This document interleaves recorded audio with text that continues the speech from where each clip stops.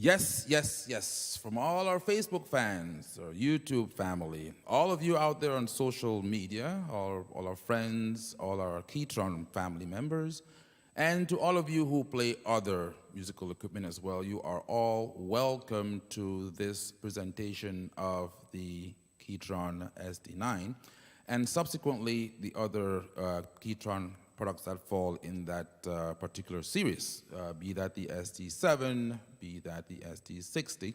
Of course, there are differences between these models, and where applicable, I'm going to make sure I take my time to actually explain that particular difference as well.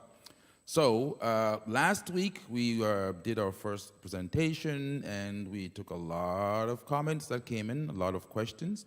And so this week, we're going to try to attempt to answer most of those questions as we also go along with the presentation at hand. Again, this is AJ at KETRON USA, and I'm going to start off with just something very, very basic, and just to show you how you can use this wonderful instrument out of the box and be able to produce some very, very rich and nice sounds indeed. So right now in this particular demonstration, I'm just going to pick a piano sound, okay, and which is very, very simple. You just go into the top right-hand corner of your equipment, and you touch that, and it gives you this particular window. And as you can see, over here you have your category of different voices. What does that mean? So for every category, let's say you touch the organ category, I have the first 9 voices in that category. If I want to see more voices, I simply turn the wheel, or I can press the page enter button right there and toggle back and forth between the pages, okay?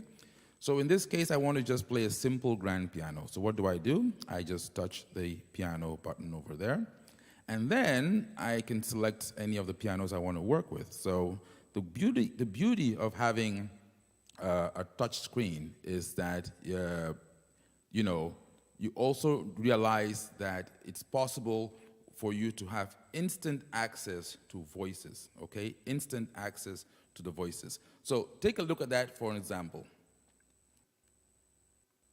If you're playing, let's say, in a nightclub, okay, for an example, if you're playing in a club or in an area that has little light, this becomes very, very useful because the large 7.5-inch touchscreen allows you to quickly access voices on the screen itself.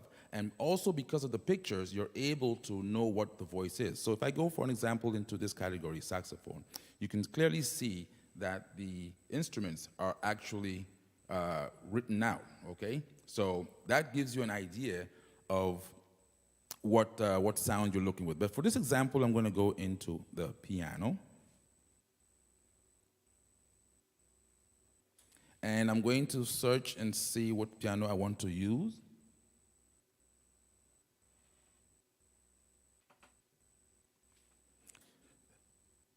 And I'm going to go with that. Let's see. Now I'm going to go to the first page over here, the jazz concert piano. Okay? So let's take a listen to this. Let's listen to how this would sound. How we could.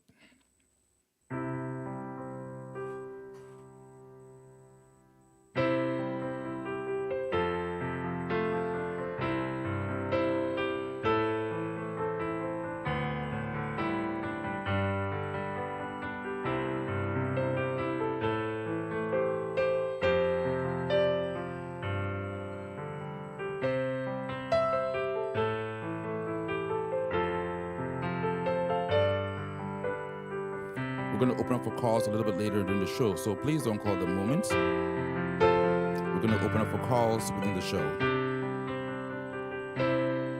So let's say I'm in church and I want to play this beautiful song, "The Lord is My True Shepherd," for example, like I'm doing right now. I'm just going to go in, pick a piano, and put my microphone in and start singing. And it should sound something like this.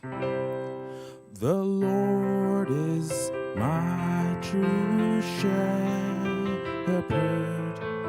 No wants, no fear, I know. Let's add some strings.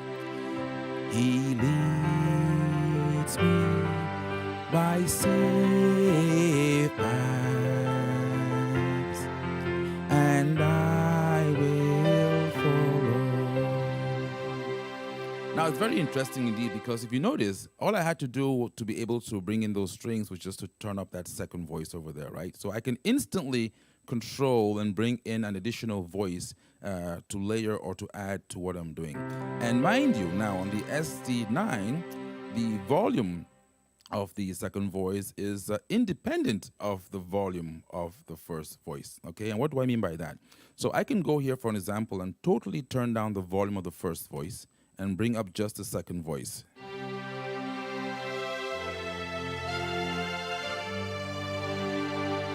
And then bring that up. I can balance it up as much as I want.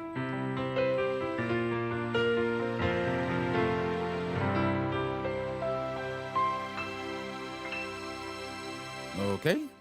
So that is what we are doing when you talk about being able to quickly access voices and layer voices, and so on and so forth. So we did some of this last week. I just wanted to repeat that for those who either missed the show or because of the slight audio problems we were experiencing, some of the sound was not able to be well projected. And let me just make a quick check now for those of you out there. How is the sound quality today? How are we doing sound-wise?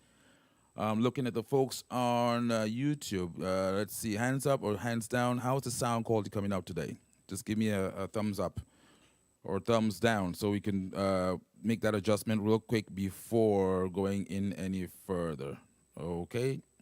Yep, I see a bunch of questions coming in about MIDI and stuff. Let's see. Let's go to the people on Facebook. How are we doing, Facebook guys? Let's see. We are live. Yes, we are live. Bob Hughes is on there. Yes, sir. How are you doing? Oh, I see Adele Clarice as well, too. That's a different story. Okay. This is cool. Beautiful. So we are good with the sound as well on Facebook, as people are saying. Let's go back to the people on YouTube. YouTube, any streaming issues? No, you're good. All right, thumbs up on YouTube as well. Okay. So periodically, I'm going to be checking in on you guys a little bit more and, pay more attention to the comments. But as you know, it's kind of hard to do both, especially with such a video of such depth and such nature. Okay, so you saw how I was able to, able to quickly pick up voices and layer voices. And last week we spoke about how you do that and how you actually create up to 3 different voices and splits. So if you missed the show last week, you can go back and check that out. We're not going to go into much detail so we can get a lot more covered today, right? So one of the things that KETRON prides itself in is being able to have what we call the best natural sounds. And those are sounds that actually exist. In other words, actual musical equipment, right? So things like drums and like bass and guitars and saxophone and trumpets. If you're not able to have any of those with you when you're doing your performance, the KETRON is the next. Now, I didn't say equal, I said the next best thing. In my opinion, nothing replaces a live artist. Nothing replaces a live musician because it's a lot more than just the actual performance. There's the chemistry on the stage and also the different intriguing things or elements that the individuals add to the band, okay? So the band is like another family. But in the absence of that, for an example, or let's say for, you are tied up for being able or not having the budget for a live band, or you don't have the space to lodge or to have a live band. Or for some people, you don't want to deal with the headaches of a live band because that also comes to dealing with other people, right? And again, human beings have our pluses and minuses, right? So in the absence or in the case where you don't want to have to deal with those particular scenarios, the KETRON instruments are the next best thing for that department. And as you will notice, it's very, very good also for live, for dance music, right? And we're going to go through a couple of those rhythms as well, too. And I think I'm going to also touch a little bit today on the recording aspect because we had a couple of questions that came in on how you can record. And I'm going to show you a nice little trick. Right, this might be one of the only instruments that can actually do that, or being able to play and record simultaneously at the same time. But stick around for that. We're going to do that later on in the show. So I just showed you how we could do with in terms of playing different voices and on what have you. Now, what we're going to go to next is the rhythms. I just did a song right there. I was doing The Lord is My True Shepherd. And as you notice, it did sound okay. If I'm playing in church, for an example, the Lord is my true shepherd. No want, no fear, I know. He leads me by safe paths, and I will follow. Now, if you notice to my left, to my right, I do not have anybody. There is no band here, okay? So how do I make this sound more interesting? Well, I'm going to actually pick up a rhythm, what we call styles, in the keyboard, okay? And to do that, I have to just figure out, and this is what you do at home, right? To set up the machine for particular songs and what have you. So in this case, I'm going to pick up an 8-beat ballad. And you can try different styles, for an example, right? You can say, okay, I want to play this particular song. Let me see. If I try this style, let's just for the sake of demonstration, chill out, okay? And that's okay. I can still use that one as well, too. The Lord is my true shepherd. No want, no fear, I know. So what I did was, I think we missed it there with the camera view, I just picked up a rhythm, okay? I went in there and picked up a rhythm called Chill Out, right? And this seemed to fit the kind of music I'm playing right now. Now, the good thing about this keyboard is it's one of the few, if not the only ones, that is able to merge audio technology and MIDI technology, right? So again, in my particular setting right now, I am in church and I'm trying to perform. I don't have access to a band, right? So I am pretty much the band. I'm the drummer, the bass player, the guitar player, all in one nice little package. So what do? I go in there and I look for a particular rhythm that suits that particular song. In this case, The Lord is My True Shepherd. And this kind of sounds okay, okay? But maybe I could go in and the priest might say, hey, listen, that's a little bit too much now. I don't want people dancing all over the church. So let's try and tone it down a little bit, right? So I'm going to pick an 8-beat ballad, for an example. And try this one out. It's a straight 4/4. There we go. The Lord, and I can change the tempo as I want. Now notice that as I'm changing the tempo, even though that's a live drummer, even though it's an audio drummer, right? I can customize a lot of aspects of the audio together with the MIDI. As you were seeing right now, I was able to change the tempo of that drum and not change the pitch. Also, it's going to be the same case with the bass and with the guitar. And the other unique thing about this is that I can change the different chord progressions. So think about it like a CD. Like you go to the studio and you produce the CD, right? And then now you're able to restructure the chord progression of that CD. That's kind of like a way to put it. That way you understand what this machine is actually doing with its dual core processors under the hood. So let's do that. I was doing that song. I'm going to hit start, and that's a very good, good arrangement I have for the time being. So let's start off with those drums, and I'm going to add a bass line as well. The Lord is my true shepherd. No want, no fear, I know. Now, that sounds cool, right? So in the beginning, I was playing just with a piano. Now I am able to, live before all of you, add a drum and a bass. And I'm doing this so that you can see it's not been prearranged. It's just out the box. How do I set this up for a particular song? And this is going in direct response to a question. Well, how do you know what rhythm goes with what particular tune? Well, from the beginning, you don't, right? Every keyboard comes with its own beats, and every keyboard comes with its own rhythms and backing parts.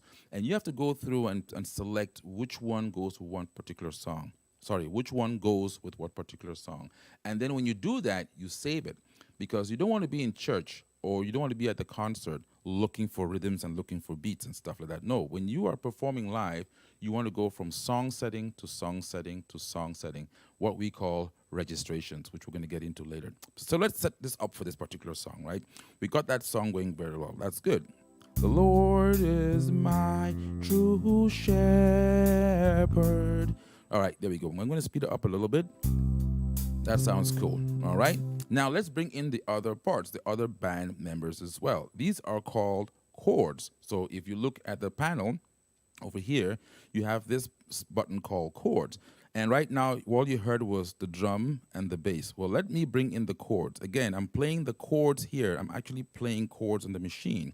And what this does is all the other tracks, up to 6 of them actually, are following my chord progression as I am performing live. So let's illustrate that.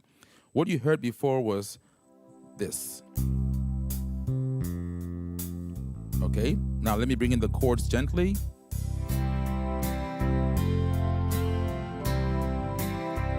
All right, so I just played the C chord and the F chord. You can hear the guitar player, the strings, and the organist are following me as I'm performing. So if I were to sing again, the Lord is my true shepherd, no want, no fear, I know. He leads me by safe paths, and I will follow. So this is how, and this is some of the strength of an arranger workstation versus a standard workstation, right? With a standard workstation, you pretty much have to build those elements from scratch. And once you've built them, they're pretty much set. So if you were to perform a particular song, let's say in 3 or 4 or 5 venues, the song is going to sound the way it was programmed, right, in those 3, 4, or 5 venues. The only thing that might change may be what you play on top of that or in addition to that. But the tracks, or what people refer to as backing tracks, would remain the same. However, in this instant, think about this. A live band never performs the same song over and over again in exactly the same way. Never. Something always changes because you're dealing with the human aspect. And that is what, in my opinion, is probably missing in today's music, because we've gone so much towards the computers and looping, and we've sort of lost some of the creativity. That's just my personal opinion. But this machine makes you want to play again. It makes you want to get back in there and be creative. It goes into your heart and brings out your musical talent and your musical expertise. And even if you're not an expert musician, you can become one overnight by just learning the chords.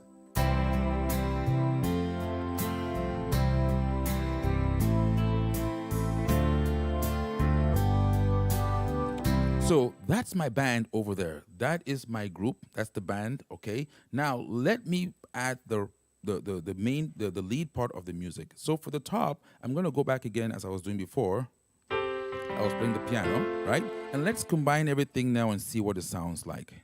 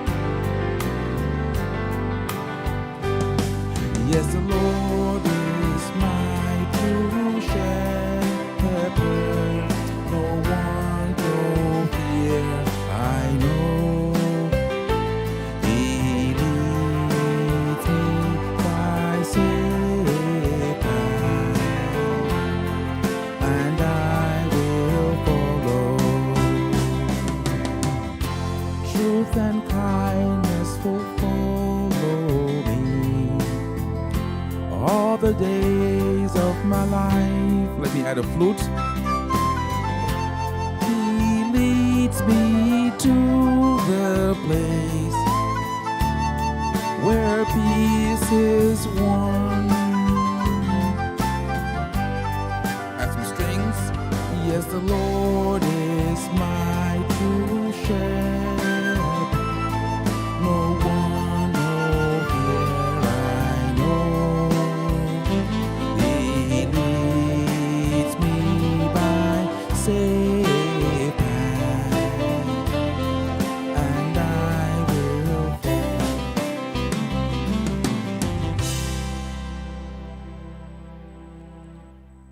So that was just to give you an idea. Now, yes, I was adding some more stuff and I was pushing some buttons. So let's explain what we're doing. So in the beginning, I showed you that I actually picked out a rhythm for that particular keyboard.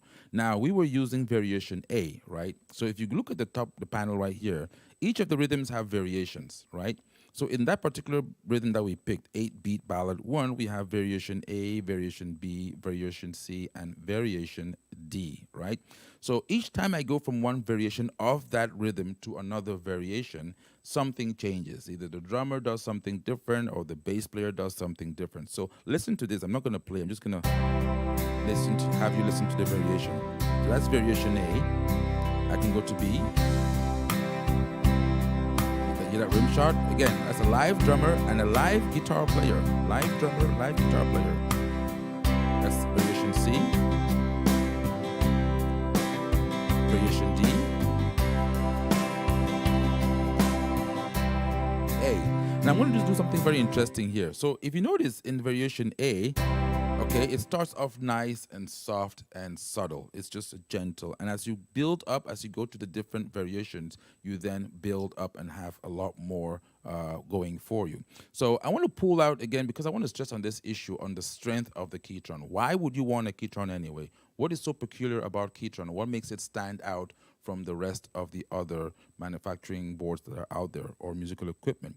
It's back to this idea of the audio technology. So let's strip this down, for example. I'm going to go back to just having my drums over here. And I'm going to go to the view page. I want you to see what I'm doing here. This is my band right here before my very eyes. Okay, this is the whole entire band. You have the different tracks. So this is my drummer. Right now I have no percussion going on. I have a bass. I have 2 voices that I can play with on my left. And I have these 5 voices here. These are 5 drummers: Lucy, John, Peter, Laura, and Thomas, okay? And then I have my live guitar player here, whose name we're going to call Vincent, okay? So Vincent right now is playing an 8-beat folk number 1 live guitar. So if I play the chord, that guitar you're hearing is him, all right? Now, to make that stand out, I'm going to mute the other guys. I'm going to tell Laura, Vince, and all the other people to keep quiet so we can hear just that live guitar. So I want to, show you something real cool here, okay? I'm going to turn up the volume of that live guitar, okay? So you can hear how it stands out. Now, watch this. I'm not stuck with that guitar for that particular rhythm, okay? I can at any point in time go in there and change the guitar. So I'm going to touch the guitar box and I'm going to pick some other guitar. Now with the AjamSonic package installed, you have a whole bunch of other stuff you can actually select from. But for the sake of this demonstration, let me go in and pick a factory live guitar. Here we go.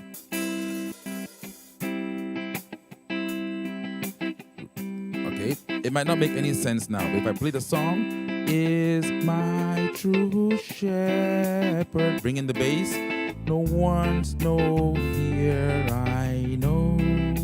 Bring the other one in, Lucy and everybody else. Leads me by safe path, and I will follow. So just one change, I just changed the live guitar and picked another live guitar. And you can hear that is close to impossible to reproduce with MIDI because of what's taken into effect: the strumming, the plucking of the strings, the natural response of the guitar itself. These are all features that are practically close to impossible to capture on MIDI. And even if you come very close, you still have that mechanical aspect of it, right? Now, in some cases, some people choose to use cyclonic technology to try and, move things around. But it's, again, in my opinion, nothing replaces that.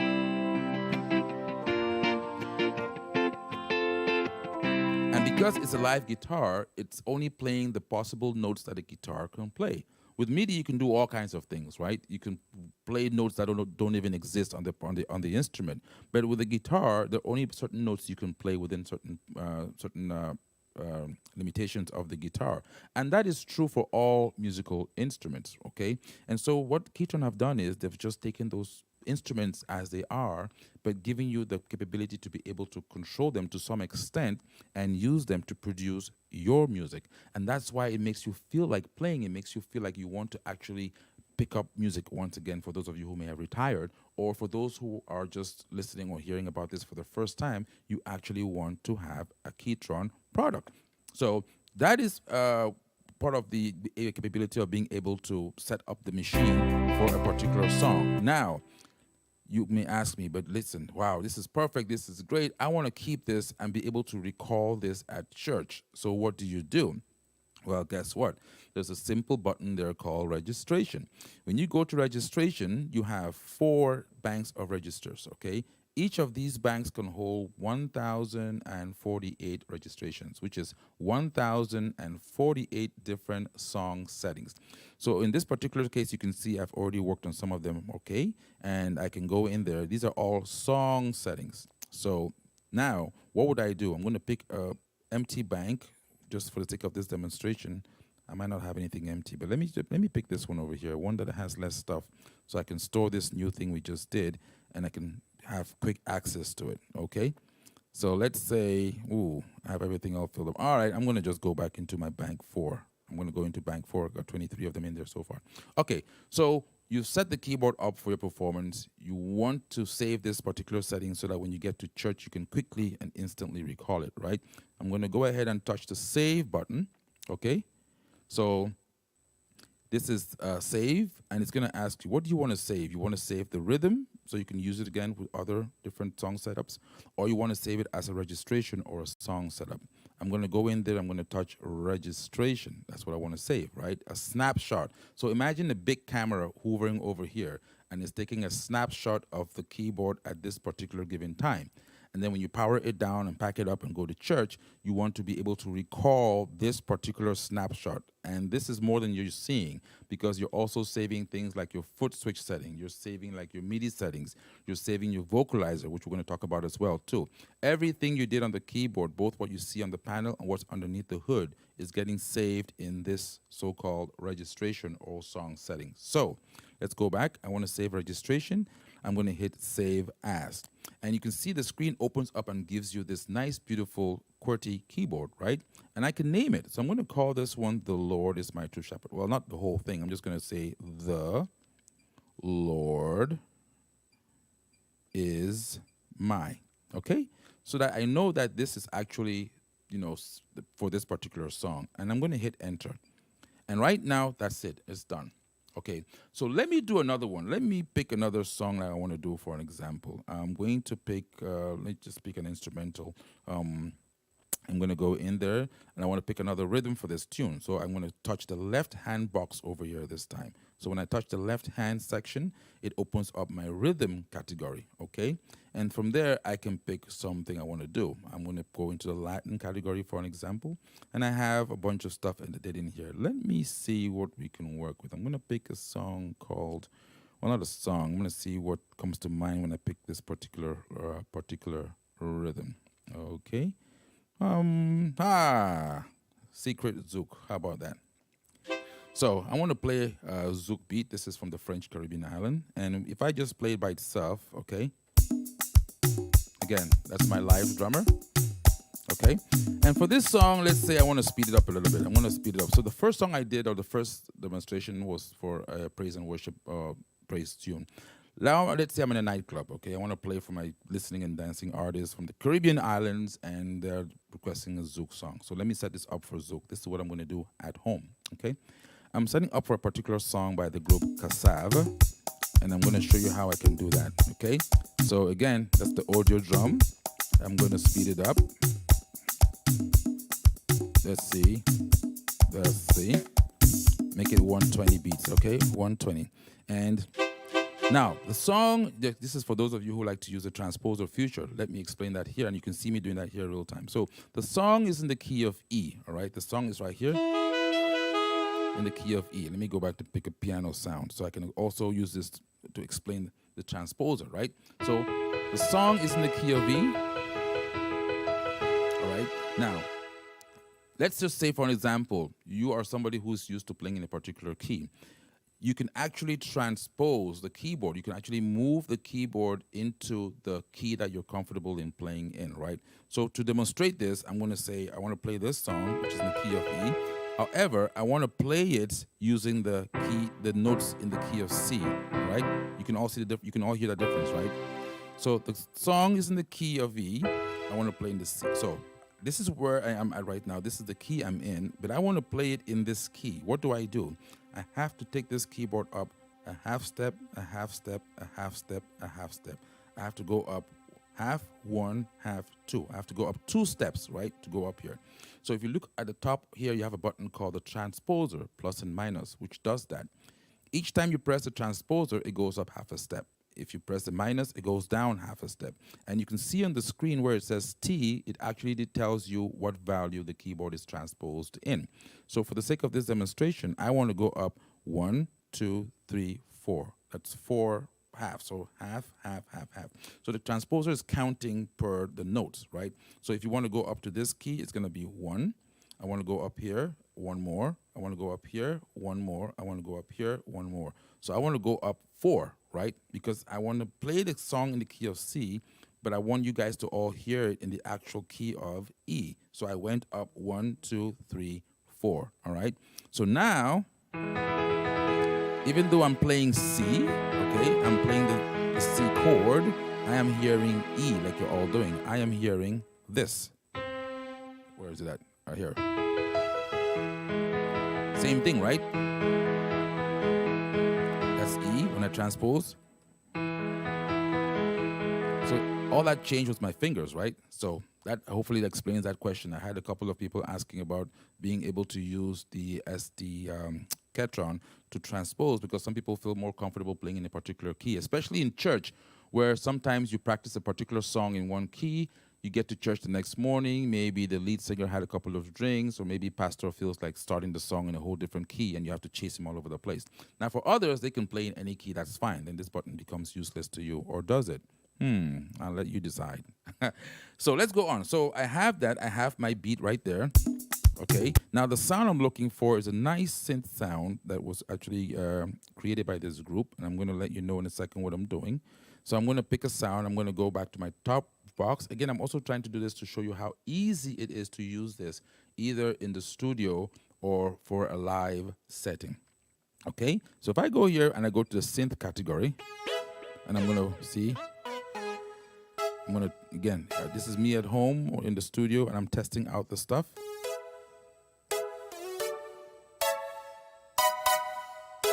Okay, so that's my voice I want to use there. So, that's good. Sounds okay for now. Let's not drag this so much, but again, you saw what I did. Pick a rhythm, pick a sound, transposed it, and now it sounds fine. Let me do a real quick test and see this is working.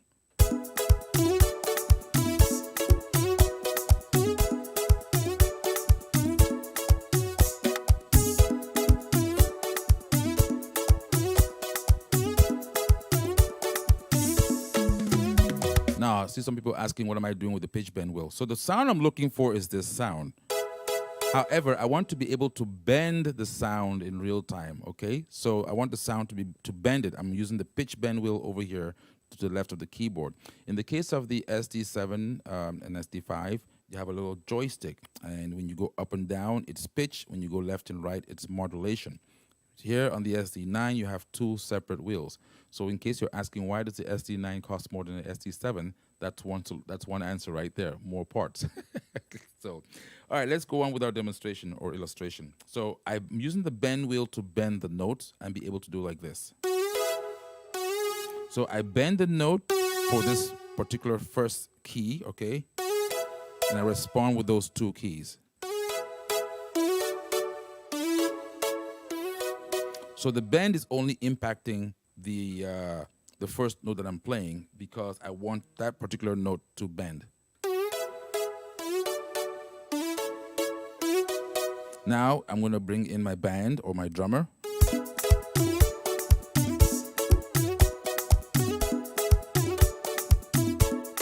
Bass and all.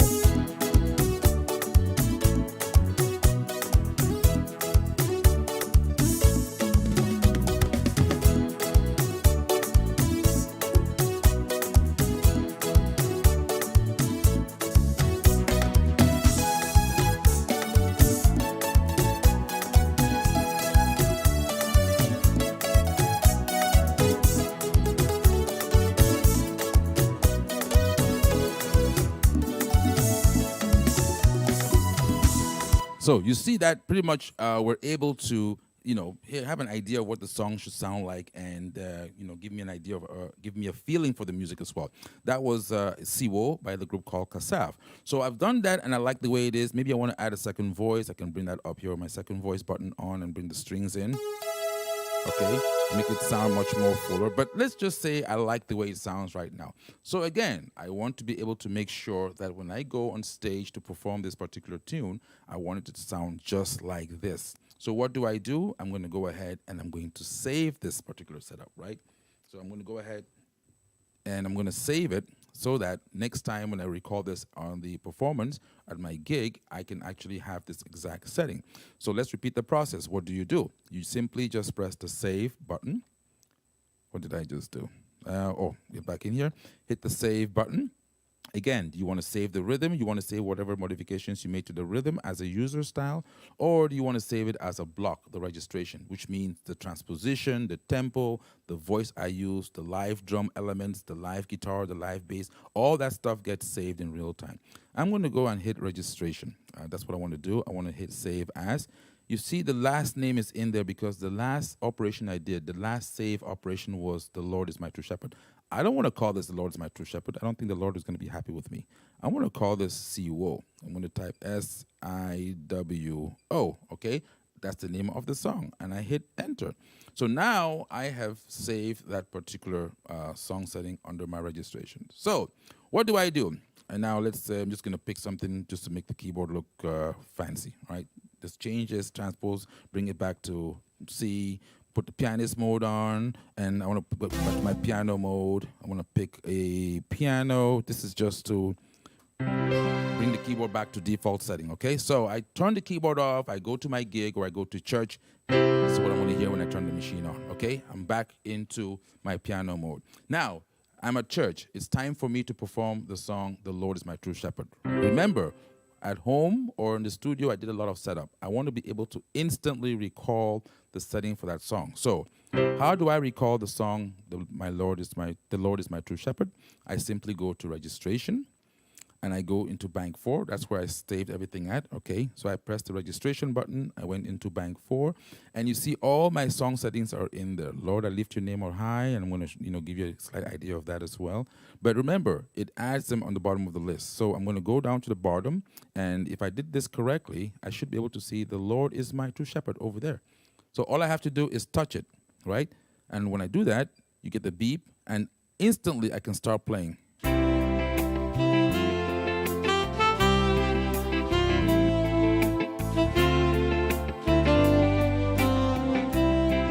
And even though it's a setting, I can always override in real time, okay? I can change a voice. Maybe I can say I just feel like playing with a piano instead of a sax.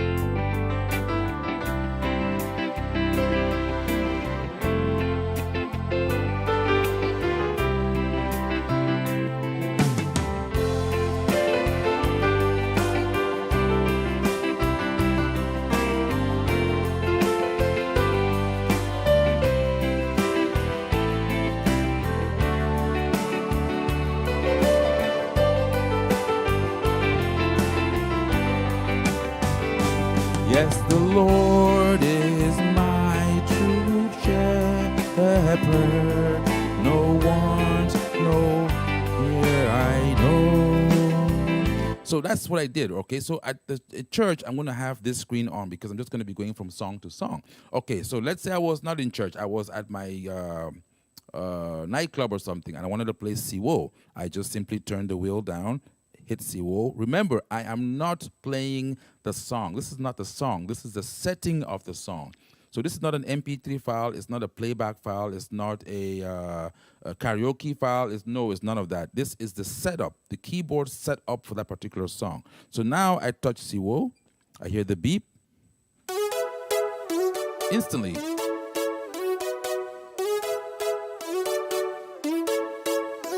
Drums.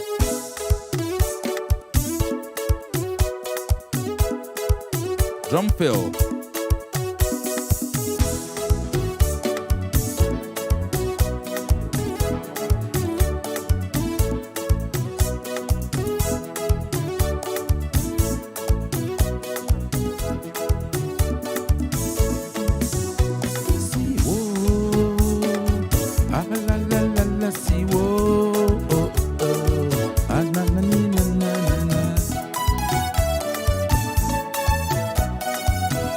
Adele, you should come and be singing this song here so I can just focus on the performance, okay? Anyway, so you see what I did real quick, and so I have that. Now, I have a bunch of songs I've done in here before for church. For an example, I have Lead Me On, Loving and Forgiving, for example. If I just touch that particular registration, I can start playing right away. This is the beauty about this. I can start playing that right away. Loving and Forgiving.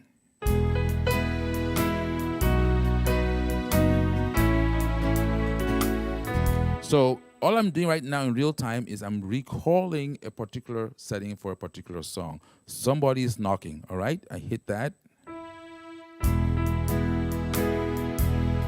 And my machine is ready to go. So I'm going to pick another one here. Let's see what I do. I Always Love You. These are all songs that I did. Lord, I Lift Your Name on High, for an example. This is a popular one. Shout to the Lord. So if I do Lord, I Lift Your Name, for an example, you see, in this case, I actually stored this registration with the lyrics to this tune, right? So if you notice, my button came on for my lyrics, and the lyrics are displayed on the screen.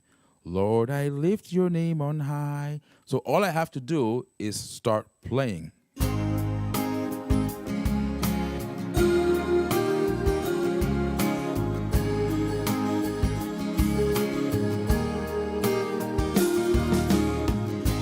Lord, I lift your name on high. Lord, I love to sing your praises. I'm so glad you're in my life. I'm so glad you came to save us. You came from heaven to earth to show the way. From the earth to the cross, my debt to pay. From the cross to the grave, from the grave to the sky. Lord, I lift your name on high.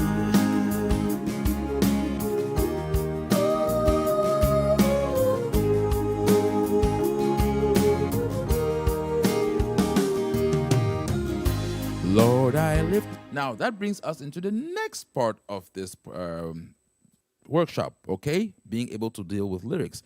If you look at the back of the keyboard, you actually have a connector. Where is it? Mine at? Somewhere about here, where it says DVI output, which I'm using right now to feed the signal into the recording we're doing.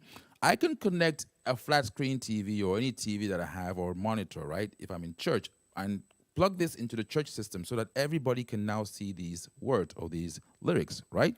Now, also notice that I can, again, thanks to the beautiful touch screen, I can actually scroll through and, move the word up, okay? But of course, if you're a keyboard player and you're playing, this is going to be practically close to impossible to do.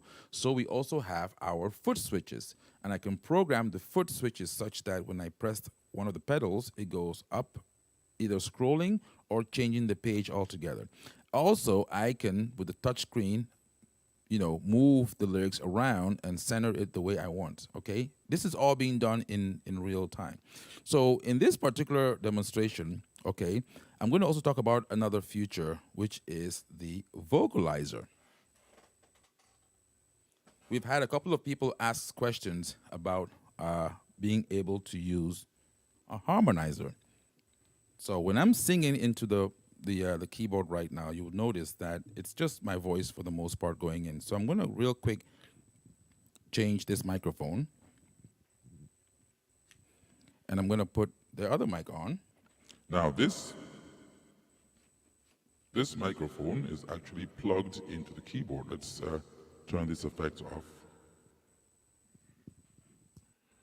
Okay, here we go. 1, 2, 1, 2. No, I can hear some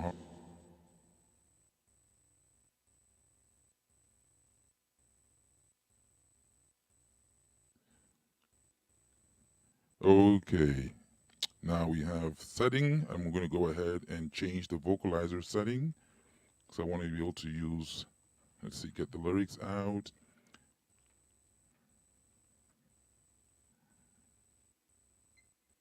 And pick Trio, harmony trio, there we go. Okay, and then of course you can see the effects coming up. So let me change the screen real quick so you can see what I'm doing right here. So I changed my microphone, okay? I now have a regular SM58 or Beta 58 microphone. The microphone is wired, okay, and it's plugged into the keyboard. And to prove that, if you notice, if I go to the keyboard, I can turn the microphone up or down. You cannot hear me, I bring it up. I'm plugging the microphone into the keyboard, and I have access to my microphone volume and the harmonizer volume. Why did I do that? Because I want to be able to add harmonies to my voice, okay? So I'm going to adjust this real quick. One of the good things about this is you are able to control your voice in real time. So this is a built-in vocoder or built-in vocalizer that's built into the keyboard, all right? So we have this song, Lord, I Lift Your Name on High. I was just doing a demo of. I'm going to do it again, but this time I'm going to bring in some vocal harmonies that I'm going to do in the keyboard, okay? So I'm going to bring in those harmonies. Let's see here. You came from heaven above too. Okay, let's try one more time. So this is now my voice. I hit the talk button. If you notice right here, there's a button called talk. When I'm talking to my audience, right now that is you. I don't want to have any effects. So if I hit the talk button, there is no effects. However, if I want to sing, I want to have the built-in effects coming in, the reverb and the chorus and everything to my voice. All I do is turn off the talk button, and right now you should be able to hear the effects, right? And I can control that. If I touch and hold the microphone for 2 seconds, it takes me into that menu where I can mess around with how much reverb I want to do. I simply touch the reverb and I can adjust it.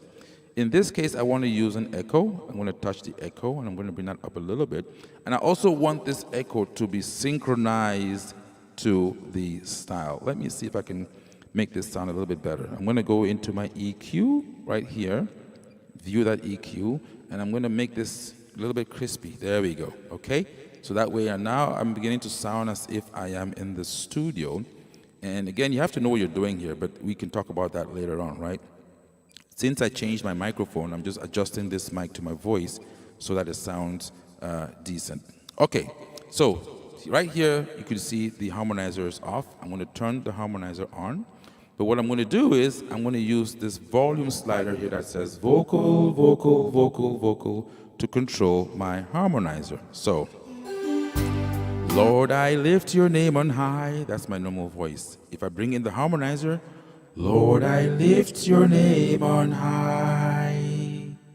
So these are the little girls who are backing me up, and this is me under here microphone, okay?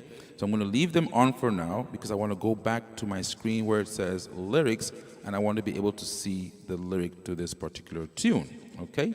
So again, remember, these are going to be all transmitted as you are performing on any external device or any external monitor.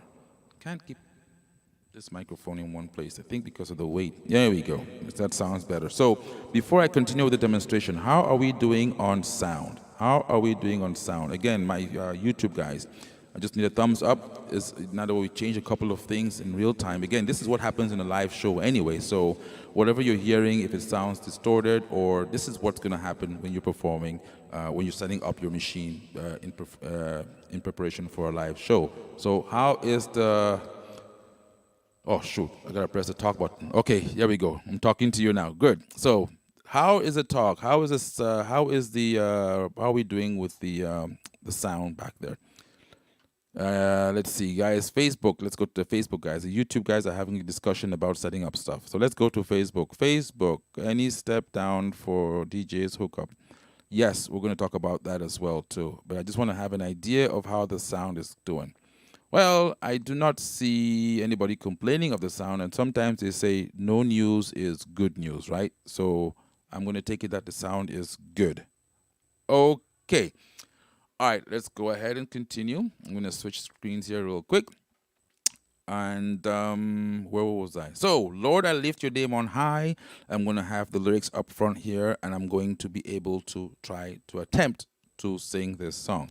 I'm going to disengage the talk button so that I can get my effects back up. And I'm going to start this now with an introduction. All the rhythms have introductions, 1, 2, or 3.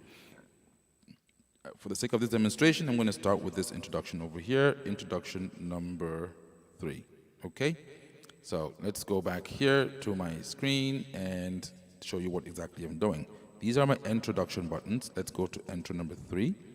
I'm going to turn on my key start so that the machine starts to play when I play the chord and not before. So here we go.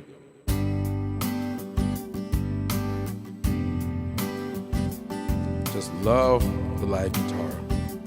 It speaks to you directly. Here we go. Lord, I lift your name on high. Lord, I want to sing your praises. I'm so glad you're in my life. I'm so glad you came to save us. Creation. You came to save me to earth, to show the way from the earth to the cross. My debt to pay, from the cross to the grave, from the grave to the sky. Lord, I lift your name on high. Lord, I lift your name on high. Lord, I lift your name on high. One more time, Phil. You came from heaven to earth to show the way from the earth to the cross. My debt to pay, from the cross to the grave, from the grave to the sky. Lord, I lift your name on high. Lord, I lift your name on high. Lord, I lift your name on high. On high.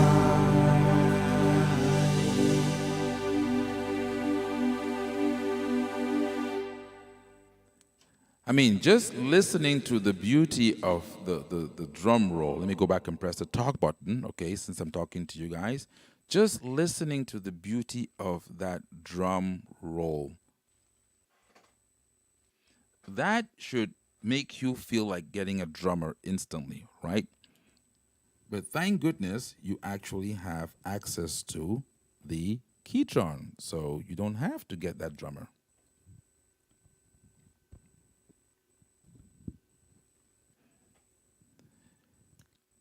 Okay. Before I move on to phase 2, I'm gonna see if I can have any questions. I think a bunch of people have been asking questions up front. Don't forget, you can also call in with your questions as well. Even though I was always saying that it's good to have this stretched out in periods. That way, people are not calling in while we're doing the presentation. Okay, I think we have a question from Mr. Donnie Pecho. Donnie, about guitar, jukebox function. Okay, so now we mentioned the fact that this is an arranger, a live performance. It can also be used to play back MP3s, waves, and MIDI files as well, right? So you can actually use this machine as a DJ, for an example, and in coordination with the DJ effects and the DJ capabilities, you can play along with some of that stuff, right? Now, when you have tons of songs or thousands of songs or MP3s or karaoke's, and you want to go to a performance, you have to have some sort of a way of being able to organize and order those songs. Otherwise, you find yourself doing this. You go into the player, all right? And let's say in this case, I'm going to go into my media, and I'm going to go into my AjamSonic drive over here. And I have all kinds of songs and everything. So I have, let's say I go into my MP3 folder, right? And these are arranged according to categories of songs. So I have songs by Brandon, I have songs by the Caribbean, break music, classical country music and everything else, Frank Sinatra, you know, songs from the 50s. But let's go, for example, to Elvis Presley. You see how much time it took me. Well, it's one for the money, two for... You see how much time it took me to search for a particular song, right? So if you have thousands of songs, I mean, your audience cannot afford to come dance and then go sit down, wait for you to find the next song, and then you come dance again, and then wait for you, and so on and so forth. So we have a function on here called playlist. And what the playlist does is it allows you to be able to arrange and create a particular playlist of up to 80 songs in a particular playlist, right?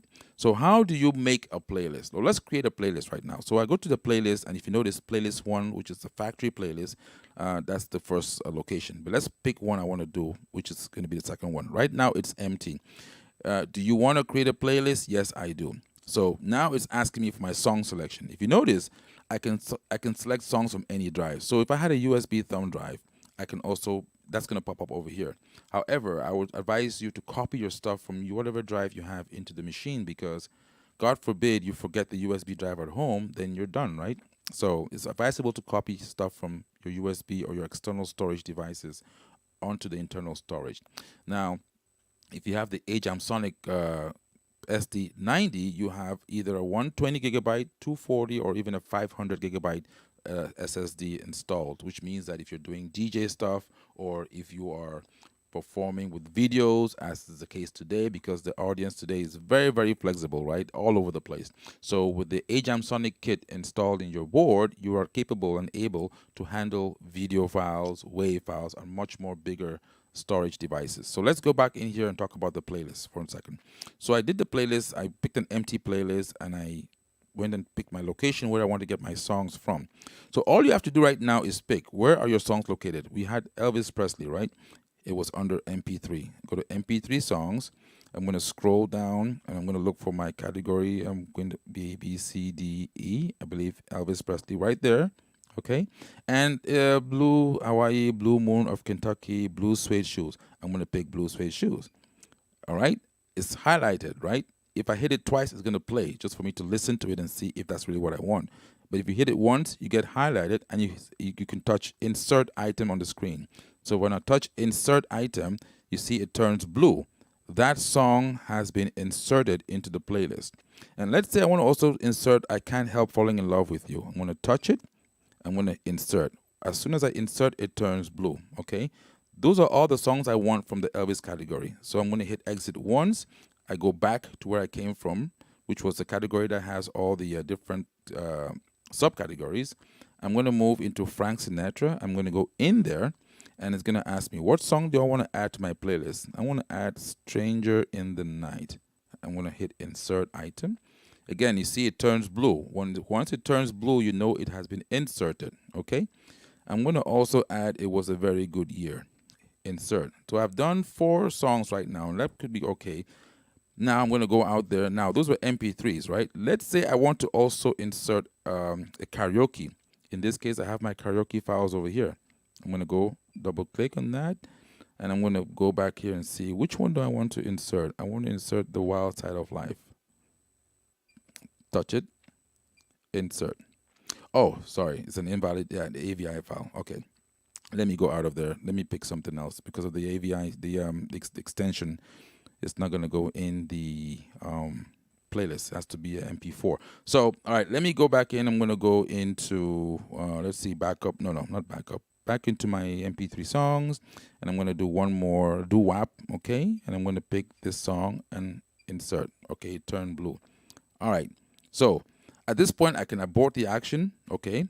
I can select all the songs if I want to insert them, or I can erase whatever it is, whatever it is that was selected. So I'm happy with this. I'm going to hit exit one more time, and it was good. I'm going to come back out of there. Good. Get back out of here and get back into my, I'll have to save my playlist though. So I have to give it a name. I'm going to hit save. Right now it was called empty. I'm going to cancel that, and I'm going to call this AJ demo, okay? And hit enter. So now you notice when we began this was empty. There was nothing in there, right? Now it's called AJ demo, right? Let's go ahead and pick another. Let me make another one. Let's say I want to make a playlist. Do you want to create a new one? Yes, I want to make a playlist just for my wedding songs, okay? I'm going to repeat the process. I'm going to go into my MP3 folder. I'm going to pick this disco, for an example, insert that into the playlist, YMCA, insert that, and I'm going to pick We Are Family, insert that. I'm happy with the selection. I'm going to hit save, and I'm going to call this wedding, okay? So that I know that all my wedding songs are going to be in that particular playlist. So again, that's what I do when I'm at home. When I come to the show, all right, I don't have to look around the place and find out what is what, where is what. No, I just go in. I want to do, for this particular show, I want to deal with the songs in AJ demo. I touch that, and as you notice, right away, all the songs that were stored in that playlist are brought up, okay? So I can start playing them instantly. I can't play the whole song because otherwise YouTube is going to probably take this down, but just to give you an idea of it, okay? So. Well, it's one for the money, two for the show, three to get ready. Now go, cat, go, but don't you.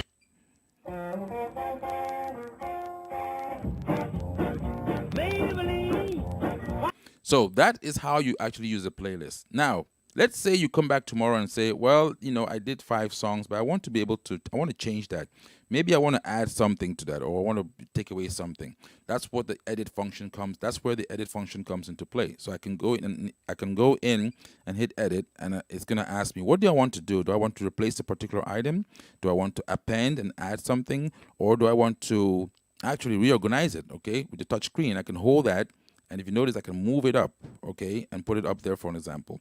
So I can do a couple of other things in real time. I can adjust it, save it, delete it, and recreate and customize the playlist. It all depends on what you want to do.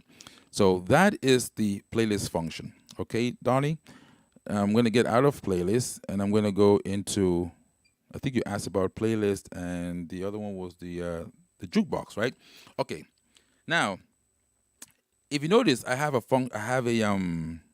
over here on the right-hand side of the left-hand side to my left side of the screen, I have player 1 and player 2. This machine is capable of playing MP3 waves, videos on 2 separate players, right? And if you see right in between, there's a little thing that says DJ. Now, I can play songs in one of many ways. I can just go in, for example, I can go into my MP3 songs, scroll my list down. Let's pick Bob Marley, get up, stand up, and start playing. And remember, why does it sound so good? If you were to take this same MP3 song and play on your computer, for example, will it sound as good? It all depends on the strength and the quality of your sound card. The sound card that is used by KETRON is a very, very powerful and very good sound card, and that's why you don't get a sense of compression. You get the sense of liveliness. You know, the sound it's almost like the sound can breathe, right? Rather than the sound wearing a tight suit or tight coat. So this is something that, you know, when you ask yourself, it's a little bit pricey or costly, what am I paying for exactly? And these are some of the things that, unfortunately, we don't blow our trumpet enough about. So you can listen to this song right here. I can play that. Okay, and while that song is playing, I can pick another song. The first song stops, and the next song starts to play. Now, there's a function on there called crossfade. If I go into crossfade, if I turn on the crossfader, it means that like a DJ, I want to be able to crossfade from one song to the next without having to stop playing, right? So I want to be able to go in and say, hey, how do I seamlessly go from one song to the next? If I touch this one twice, let's stir it up. And with the crossfader on, if I touch this one, watch what happens. See that? It seamlessly crossfaded as it went from one song to the other. And you can correct, or you can program or set the crossfade value, either a curve or a line, linear or a curve, or this how fast it goes, by going into menu, and you go into controls, and you're going to see where it says, let's see, crossfade. No, sorry about that. It's not under that. It's under functions. I go to the player and I go under functions right here. You see crossfade. I can make crossfade normal. I can change it to slow. I can make it fast, or whatever it is. That determines how you go from, from one song to the next. Also, a good feature is the autoplay, right? If the autoplay is on and you have, you're playing a particular folder or your playlist and you have 5 songs in there, you can hit play to start playing the first song, walk away, get a beer or whatever you want to do, and automatically it will play the next song and the next song and the next song if that feature is on. You can also put a space in between, 1 second, 2 seconds, 3 seconds between songs, or you can put it at 0, which means that it will play song number 1. As soon as it's finished, the next song kicks in without any space between the songs. So that is most of what we can talk about in that regard. Now, back to our DJ function. So I've shown you how to just pick and play songs, crossfade from one to the other. Now, with the DJ function, when you hit both player 1 and player 2, you enter into this mixer, right? So it's like a DJ setup. What does this do in particular? So if this is red, it means that whatever I'm selecting here pertains to this player. Again, you have player 1 and player 2. You notice that player 2 is on, that light goes on. If I touch this, player 1. So whatever is red is whatever is on right now, and whatever selection I'm making pertains to that particular player. So in player 1, I can go into MP3 songs, and I can go into, let's say, 80s and 90s, and I'm going to pick Rio and start playing. Now, that song may have a space in it. Let's see. It has a low intro. Let me pick another one that starts with some audio in the beginning. Here we go. So that song is playing, right? That's my first player song. Like a DJ does, I let that song play. I go into my second player. See, that one is playing. This one is red. So whatever selection I'm making right now is preparing my second player, all right? I can now exit from here, and I can go into another category. Let's say I want to go into MP3s, and I want to go into Caribbean. I want to pick Son of Jamaica or No Woman No Cry Bob Marley. Okay? So while this is playing, I can instantly, like you see, I have 2 volumes over here. All right? That's the first player. That's the second one. So if you notice, this is my first one. I can start playing this one. Okay? Let me pick, was it No Woman No Cry? That's playing in the background. All right? And I can synchronize the song or try to do a sync and bring in the other song manually. I had the pre-fader on. The pre-fader, what it does is, if you have headphones plugged into the machine, once the pre-fader is on, you are going to be listening to this song in your headphone like a DJ does. So you know how when you have a DJ, when one song is being played out in the system, they can cue another song by listening to it on their headphone system before pushing it out into the audience. And that's what the pre-fader does. So when you bring the volume slider all the way down, the PFL lights up, which means that it's in your headphones. And when you cue the song and it's just where you want it to be, you can then send it out to the outside world. So that's another very neat feature that's in there. And of course, while the song is playing, you can also add effects and what have you. You know, we have like effects, sync, spinning, backspin, and all that kind of stuff. Different effects you can add there as you're performing live. So those are your functions over there. Okay, so that's in the player section for the most part. I hope I answered your question. I know I'm trying to go into a lot of detail. Let's see. Oh boy, you have to scroll up a bunch of questions. Needs to be fixed because, like the big band four styles, many standards. Big band styles. If you get the AjamSonic package, you have a lot of those styles. Maybe I should demonstrate some of that. Okay, so you can see what we're talking about too. But before I do that, let me go back to the MIDI file. There's a function. There's a feature I was going to demonstrate here too. What is one of the most boring things about a MIDI file? Anybody? Put something out there. What's the one thing you wish you could fix about a MIDI file which just drives you nuts? Let's go to the guys on Facebook and see what they're saying. I went back to the folks on YouTube, and they're having a very nice discussion as to what can be done to enhance certain things. Let's come back to Facebook and see what the Facebook crew are saying. What are you guys saying on Facebook? So if you have a MIDI file and you had one wish, the one thing that you wanted to do on a MIDI file, how would you best enhance it? What would you do? Drums, yes, definitely. Yes, you're right. Poor drums. Okay, so how do you get to enhance the drums? How do you get to make the drums to the point where they are acceptable to you, right? Let's talk about that. I know this is getting a little bit long, but a lot of questions coming up, and so we're trying to answer them in real time. So MIDI files are great, but the weakest link is on the drum element. So let's dive in back and see how we can actually use the KETRON product to make that sound good. And I'm even going to go one level further and then maybe take some more questions and then wrap up as it's getting longer and longer and longer. So let's go into the player section here. I'm going to go back into, let's say, if I can find a MIDI song. Let's see. I have my MidJ Pro. Did I have any MIDIs in there? I had some stuff in this category. Maybe, let's see here, karaoke, MP3, multi-tracks. Let me go to multimedia, go into the KETRON directory over here and see if I have some MIDI files to be able to do this demonstration. If not, I can also save that for next time. But this is a very cool, cool feature. Let's see. Go back to media.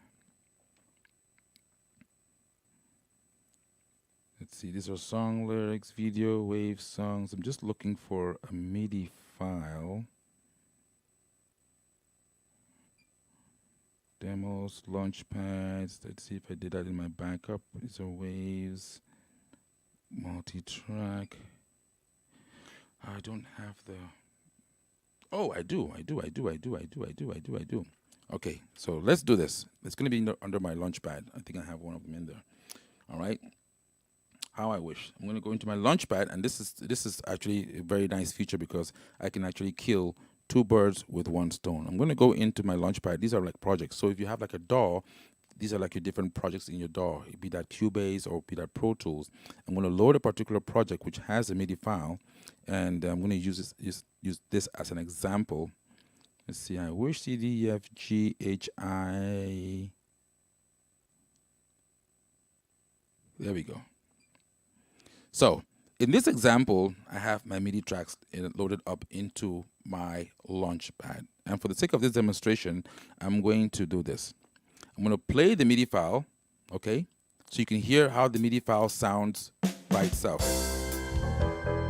That's your MIDI file right there.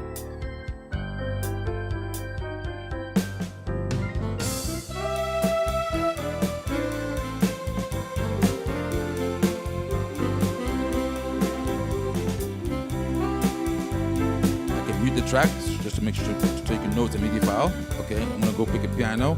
I'm gonna take out the lead track.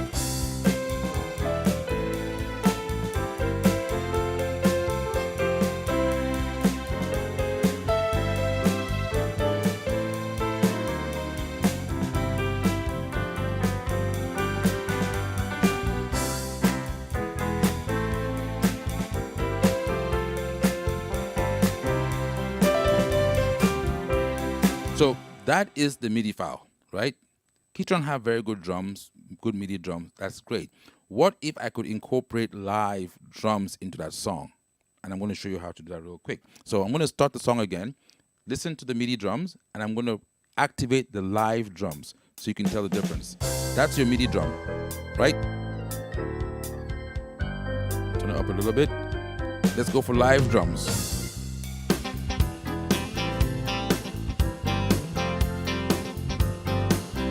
Back to the MIDI drums. MIDI.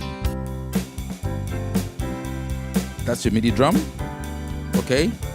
Live drummer. Here we go. And with the live drummer, I can do a bunch of other crazy stuff like I was trying to do right there. Drum fills, drum breaks, and what have you. So I'm going to play everything. I'm going to bring in the live guitar, and I'm going to change chords and play that guitar and control that live guitar together with the MIDI file. I know this may sound like jargon to some people. So we have a MIDI file that has its chord structure that's built into it, right? The MIDI file has a chord structure, and all the different tracks of the MIDI file are following that chord structure. Well, in the case of the Launchpad, you have all the different chords, and I can assign or program every chord and say, this particular chord, yes, follow the chord structure of the MIDI file. In this particular case, do not follow the chord structure of the MIDI file. Follow the chord structure of the keyboard. And in that case, I'm able to play the live guitar on the keyboard along with any other part that I want to do, and the MIDI elements in real time, and also go between the live drum and the standard drum. So let's listen to the MIDI file as it sounds by itself, and then also I'm going to bring in the live drum and the live guitar. This is how I'm going to enhance this before your very eyes. Let's take a listen.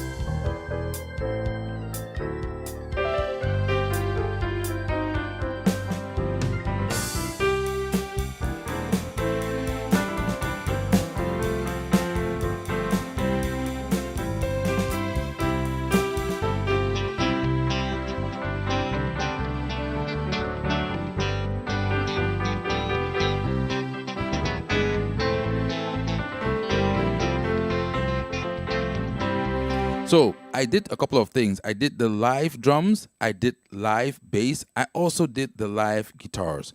I think I did something. Let's see. I wish. How I wish. Let's see. Go back to the song over there again. How I wish. I think I did something weird while I was talking to you at the same time. Okay. You have back there. Let's go. MIDI song and then back to my live drummer.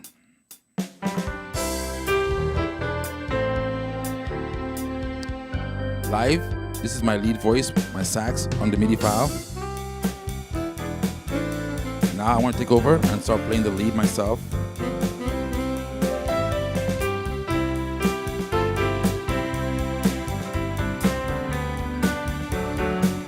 I want to play live drummer and live guitar. And when I do that, I want to have the guitar play right there. That's a live guitar, so you can hear the difference. Okay, here we go.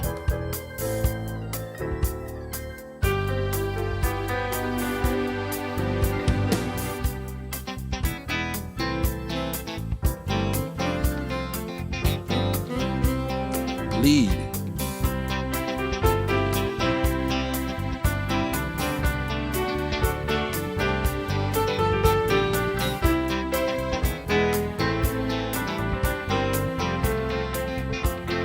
Live bass.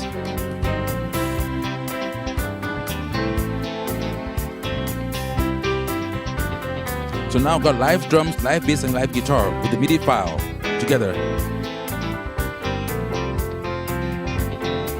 Just listen to that live bass.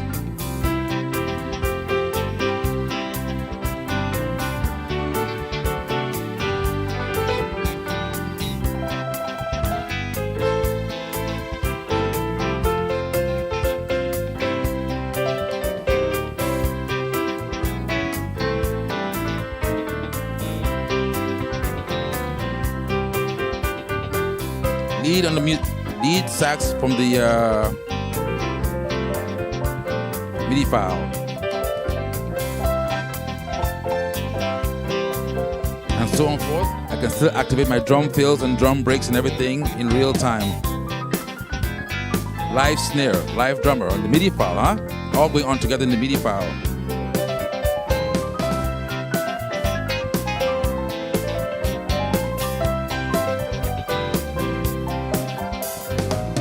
live drums makes a difference, okay? A big difference. Now I'm playing with the MIDI file, live drums, live bass, live guitar in real time. And that's the power of the Launchpad. Being able to bring in that MIDI in there and play along with it.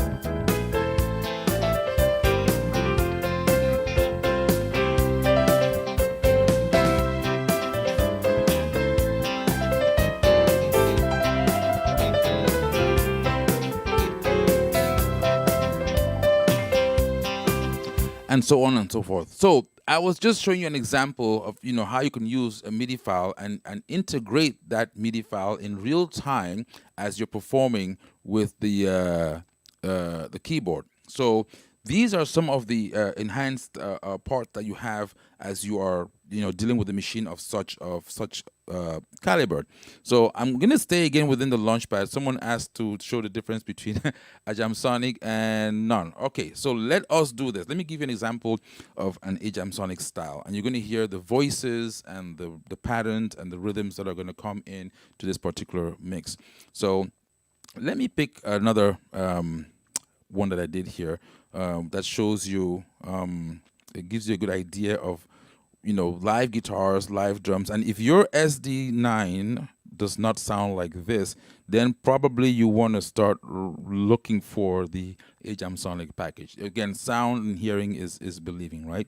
So in this particular example, I'm going to have you listen to some of the live guitars, some of the rhythms and the drums that come with this package. So this is an AjamSonic setup with the rhythm style, voicing as well, and patches. Let's take a listen to that and listen to how it sounds.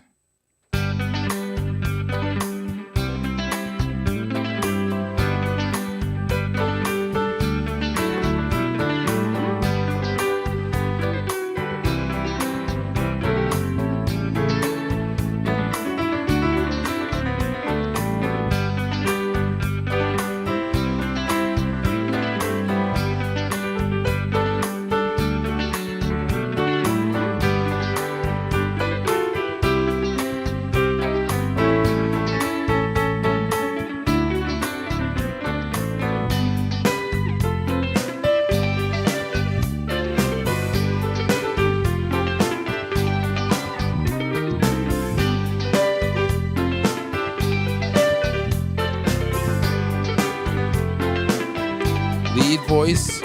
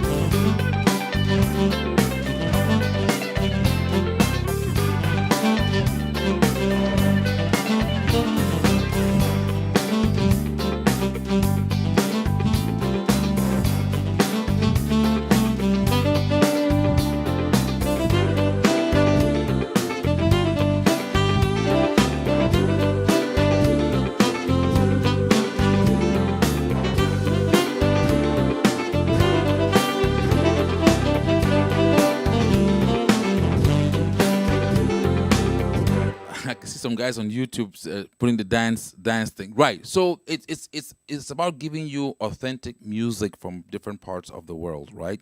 So as we all know, yeah, KETRON manufactured in Italy.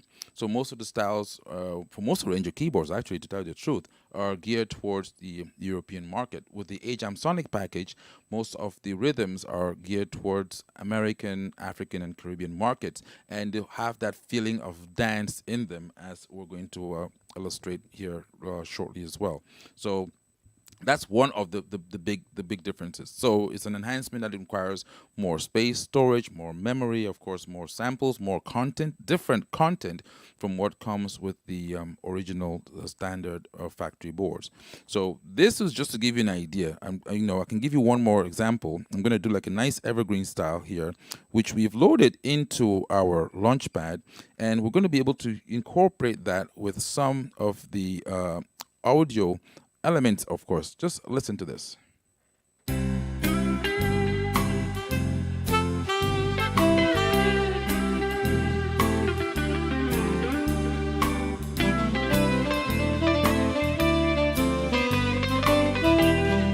Just listen to that live drum. The live drummer, I mean, there's nothing.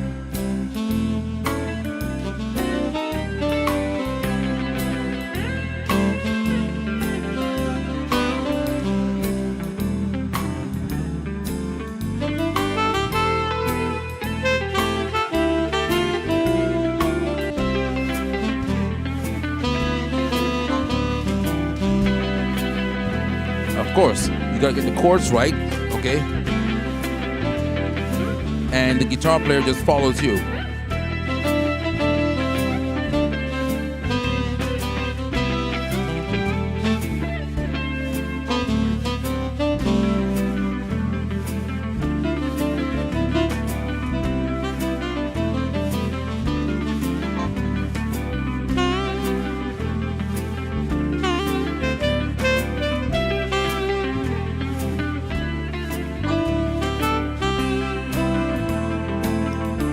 Again, all these parts are just following you as you're playing live, okay? I'm performing this live.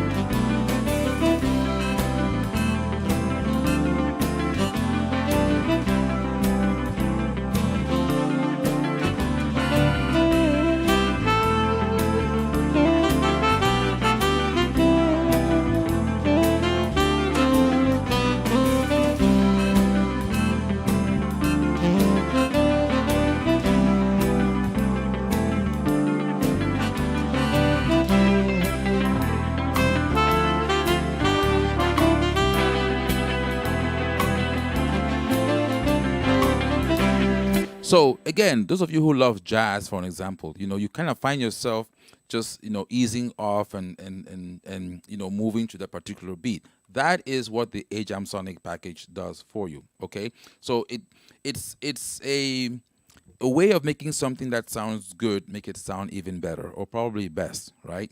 So these are some of the things, and I think I'm going to have to do a separate video on that because there's so much more that the package offers you, like the MP3s, the WAV files, the bundle, the audio drums, the extra styles, the extra voices, and not only that, the way the styles are created, they are actually created by people from that particular part of the world. So for an example, if you listen to the new country package, okay, these were actually made by folks from Nashville, Tennessee. We also had some people that were in Oklahoma. And when I say people, I'm talking about the actual musicians that played on the drums, for an example, or that played on the guitars, as I can show here. If I go into my style category and I'm going to, load up one of those country styles. So I'm going to go here, let's say American Shuffle Country Walking Bass 2. Okay? So if you listen to this and you're a country folk, okay, this is, good old USA. So now I gotta make the sound.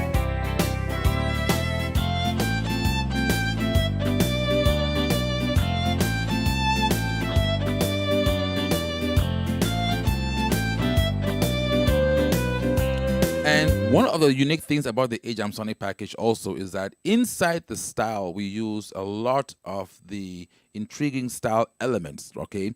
Most manufacturers, when they produce a keyboard and they program styles, they generally just stay with the basic elements. And I'm going to talk about that in another video. For an example, in this particular country style with the AjamSonic, when I play the bass, when I play a chord, all right, if I play a 7, you can actually hear the chord walk, the bass line walk up to the next chord, right? So it's not just playing the bass repetitively. There's a lot of artificial intelligence that is going on inside the style based on what chords you're playing, okay? So if I were to do this again, and I'm going to add some strings over here.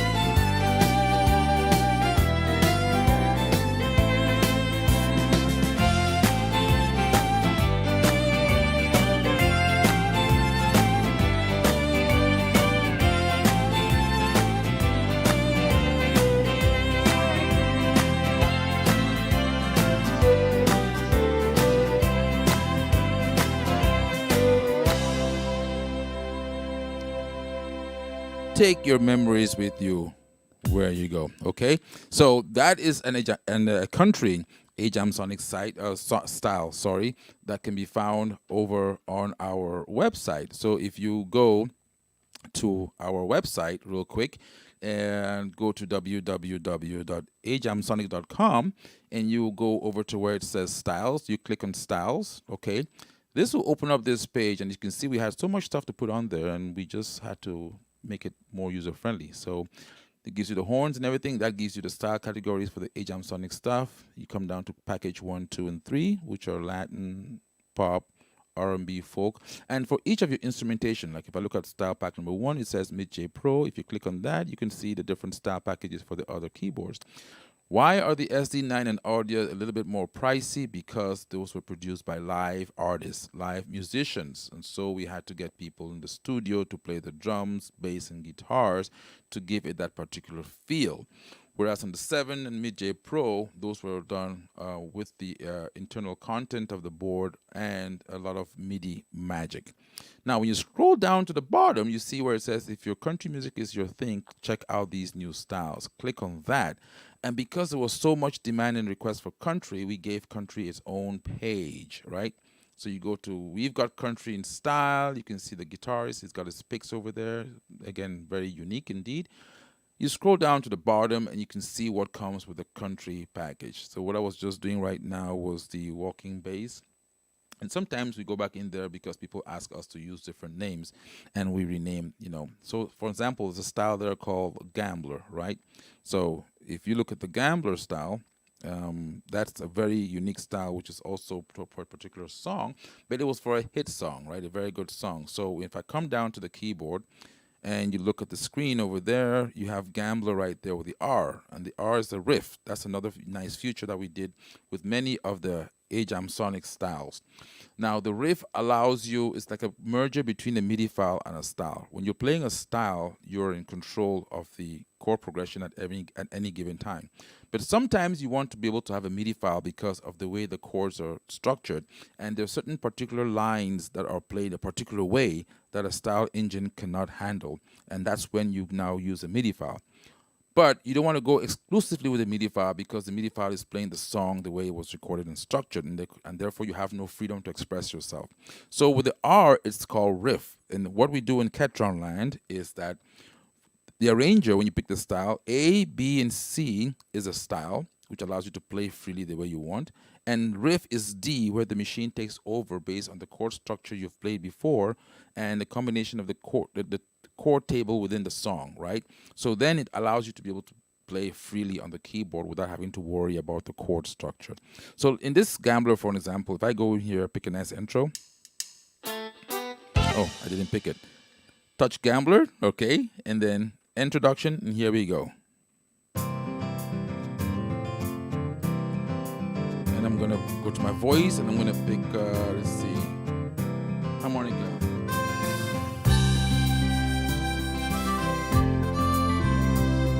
Okay, now for this style, I'm going to use a very nice function here called lowest, okay? for the bass. So what it is I want the chords to change, but I don't want the bass to change. I want the bass to keep on playing the lowest note, all right?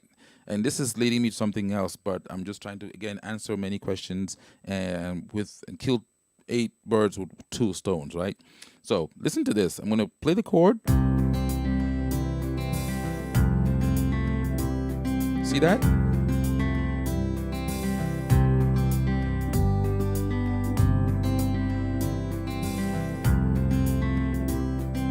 So I have more control of my bass.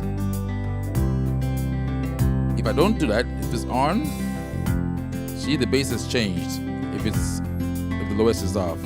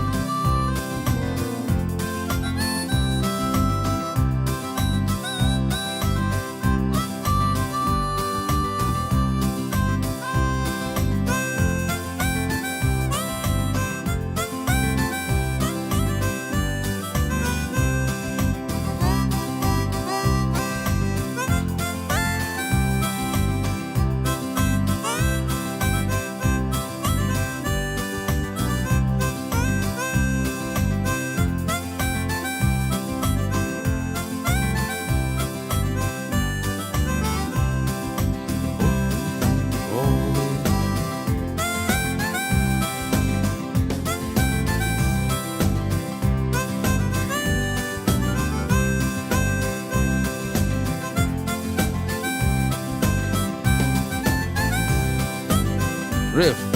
Here we go. Oh, how to hold them. See, I'm free to sing and do what I want to do, and it's going to play the riff for me, and I can go into the song whenever I want. Here we go.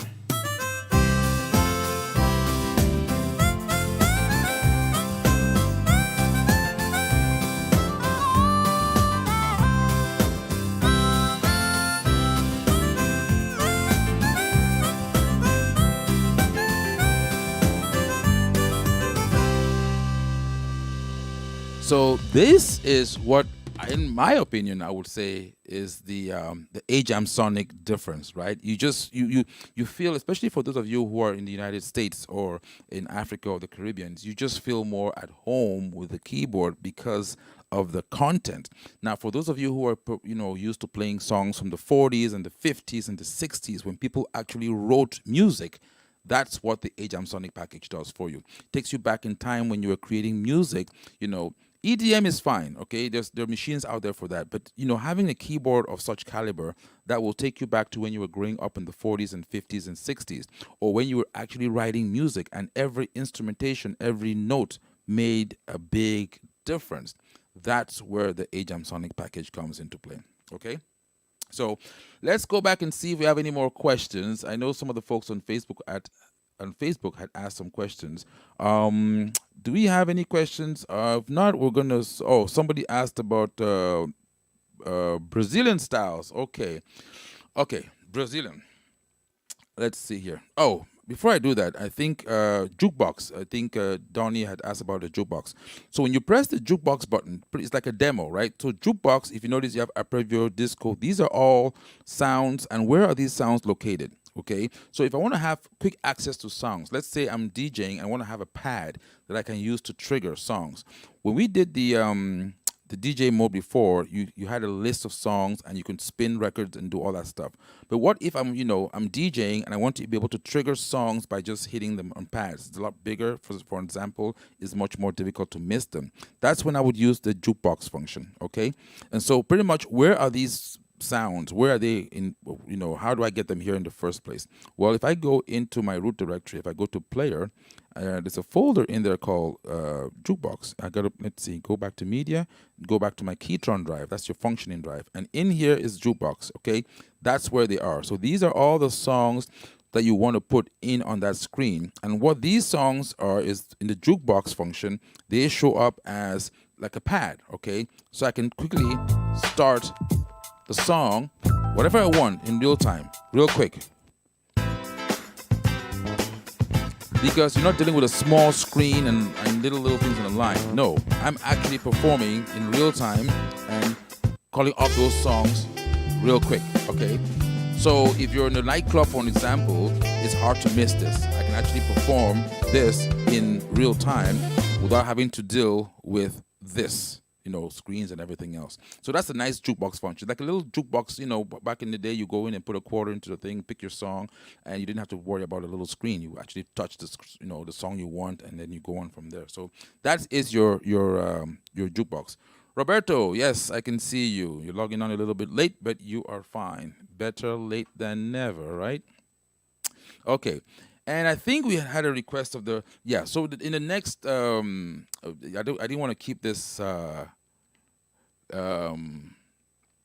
going for too long. We're at an hour and 42 already. I know people are building up on both platforms, but I will keep the Brazilian styles for the next demo. Please let me be able to do that demo for you, because it's a lot of stuff I want to talk about. I don't want to just rush through and just play 1 or 2 or 3 styles. I want to actually talk about the styles and talk about you know, a little bit more detail, because that's a very, very huge market down there in Brazil. Okay, so let's see, what other question do we have?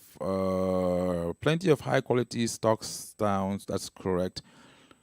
This one only adds. Correct, Joe. You're right. You're right. Yep, it only adds. We don't. The Ajam package does not take away anything from what's already on the board. I think we have a caller. Let's see. Do we have a caller?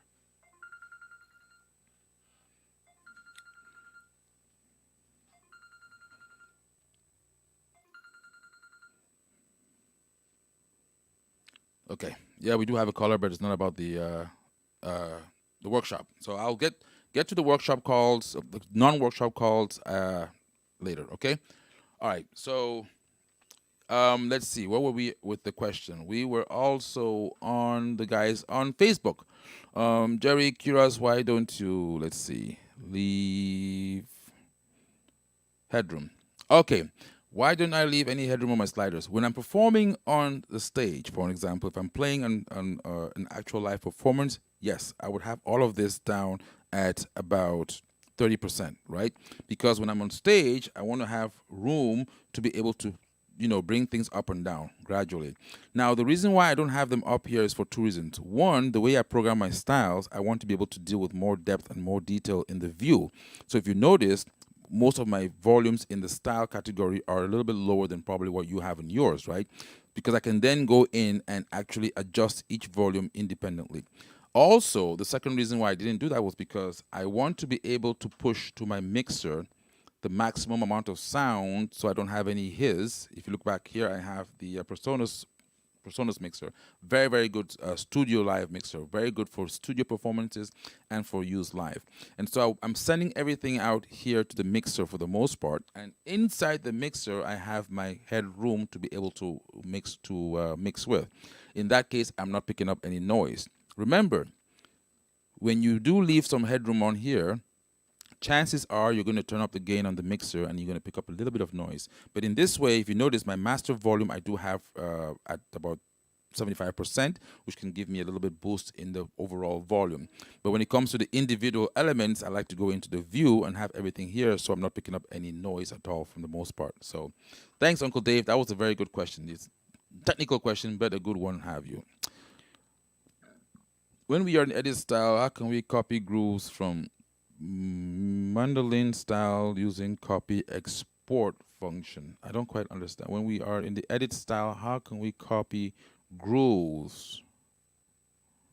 Oh, from the modeling. Okay, so for that, I don't think you can do that on the keyboard. If you want to copy from the copy a groove style, you can do that. However, you can do that outside of the board for the most part. Now, this you got to be careful too. Okay, Joe, when you're dealing with copy, the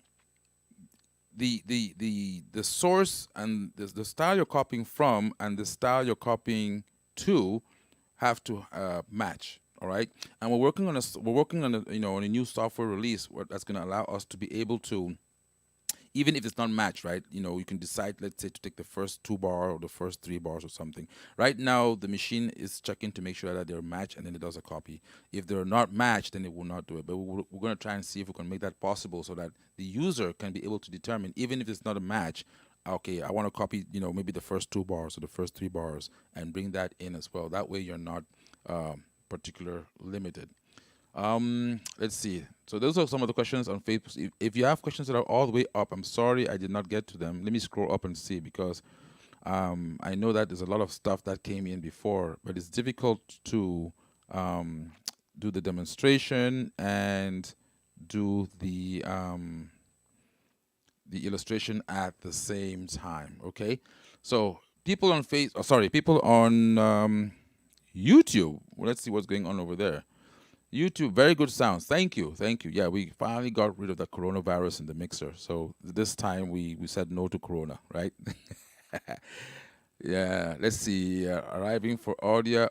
Yes, I'm going to, Andreas, I'm going to do an audio demo. I think next week. Is going to be audio, and I'm going to have them stacked up because a lot of people want to hear the differences. There are differences, right? And this is how I summarize it in a nutshell.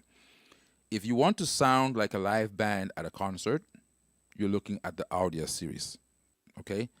Where you're dealing with all sounds, uncompressed, everything open in the air. You can actually, you know, it's almost like you're sitting there and, you know, the live band is being mixed by your sound man, okay?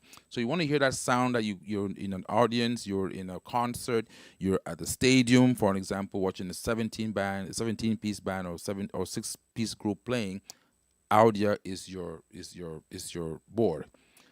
If you want to hear that same band playing in a studio, the same band, but they now came to the studio, which is a much more tamed environment, then you're looking at the SD9, SD90, and SD60. Now, I know that's a lot of words to put, that's very, very few words to describe it, but for those of you who are musicians, you understand what I'm talking about. So if you're looking at a band in a bar or in a theater, concert, audio, that same band, not a recording, okay? The same band performing now in a studio environment, a more controlled environment, you're looking at SD9. Of course, SD9 came out many years after the audio, so it has some more technological advancements, such as the touch screen and the launchpad feature, okay? And some of these features can be achieved in the audio, but in quirky ways, right? So audio, it might be an old beast, but it's an old beast to reckon with, okay? So let's see here. On the KETRON website are some disco styles like Can't Take My Eyes On. Yes, those are, and I Will Survive. Those are the song styles on the KETRON site. Those are called song styles, and we have them here at the distribution, KETRON USA. If you want them, just give us a ring, and we can set you up for those particular styles. Let's see. Quality, good sound. Thank you. Don't forget to do the jukebox. I think we did that already, Steve. Okay, this is Donnie and Steve going back and forth. A lot more questions coming in. All right. So the YouTube guys have kind of answering their own questions. They don't need me over there. Let's go back to the Facebook fellows. Fellows, sound is good. Oh, somehow somebody said we lost video. Oh, okay, good. There was a brief, I think it was my screen. What happened was when I was going back and forth, one of the cameras, which is shooting video from the board itself, was had the hiccups. Okay, let's see here. How do you use the record? Oh, yeah, we nearly missed that. Okay, so we've done all of this stuff, right? We've gone back and forth, we've played stuff, we've done this. How do you record? Well, guess what? On this machine, you have the capability of recording both as MIDI file and as an audio file, right? And an audio file, I'm talking about Wave, 44.1, okay? High quality. So how do you do that? Well, there's a button over here called record, right there, okay? Before I do that, let me pick something I want to record. Let me pick a rhythm I want to record to do a nice demonstration with, okay? I'm going to say, let me see, Graceful Gospel.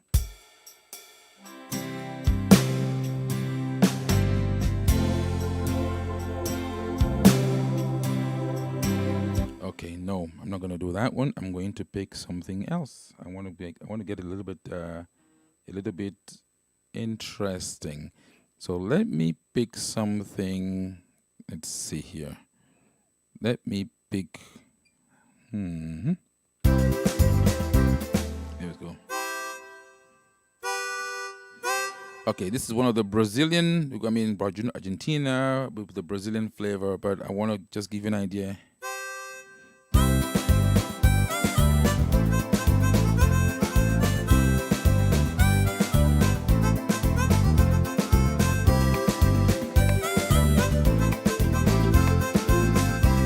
Okay, so let's say I want to use that, okay? But John Argentina. Let me see if I have one with the live drum.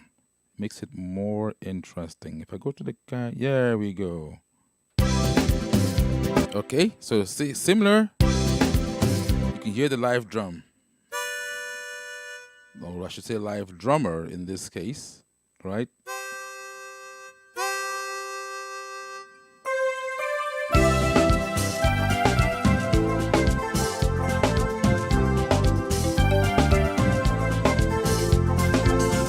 One thing you notice when you're creating music, okay, and this goes for all of us who are doing demonstrations, we're always tempted to want to play and play and play, okay?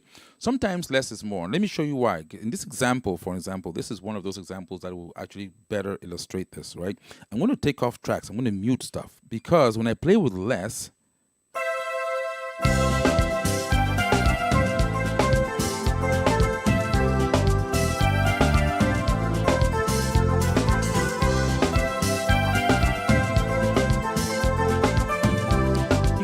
hear everything kind of stands in its own place. So I'm going to do that and I'm going to record it. That's the thing. So let's get back to what we want to talk about. So let's say you're playing at a performance, you're doing a wedding, or you're playing for your spouse, for example, and you can plug in a USB stick, okay, over here, or you can record to the internal drive. What you want to do is before you start recording, you have to tell the machine what you want to record to. So you go to media and you point it. So if you want to record into your internal drive, you're going to keep it at the KETRON. For those of you with the AjamSonic package, you want to record into your larger drive, you do that. If you have USB sticks plugged in, they'll show up here and you touch where you want to record. So whenever you go to media, the last device you touch is what is activated for whatever you're doing. That's the drive that's being accessed or being used. So you want to make sure that you come in there and you touch it first, okay? So it's pointing in that particular area. Better still, also, you can even determine what folder you want it to go into. I can pick a particular folder so that when I hit the record button, it's pointing into that drive and into the particular folder of the drive. That's how you know where your stuff is going in, and that's how you know how to get the stuff back out when it comes time to retrieve it, okay? So for this case of this demonstration, I'm just going to record here into my root directory so I can quickly pull it back out again, okay? So we have this. Okay, now let's go back and how do you record? I'm going to push the record button. It turns red and I'm now with this particular screen. So I have, let's see, you can see that going up because my microphone is plugged into the keyboard. So it's recording my audio as well. So you can record as MIDI and you can record as audio. The default is MIDI. I'm going to pick audio, okay? And you can test your levels. Right now it's not recording. So you want to test it, make sure it's not going the red. Or if it's just barely touching the red, you can adjust the gain. I can touch the gain and I can do that right now. So it comes down. Yeah, see if it goes in red, it's going to be clipping, okay? So I'm going to do it this way, maybe a little bit lower. Now, Uncle Dave, in this particular case, if you notice, I want to give myself more headroom to talk about the demo I want to do right now. I'm going to add more stuff to this and show you something real interesting, okay? And I think this should be the last part of the show. We've been going on so long right now, but these are good questions. So in this particular device, in this particular screen I'm in right now, I'm going to record my performance. So I'm still testing it out.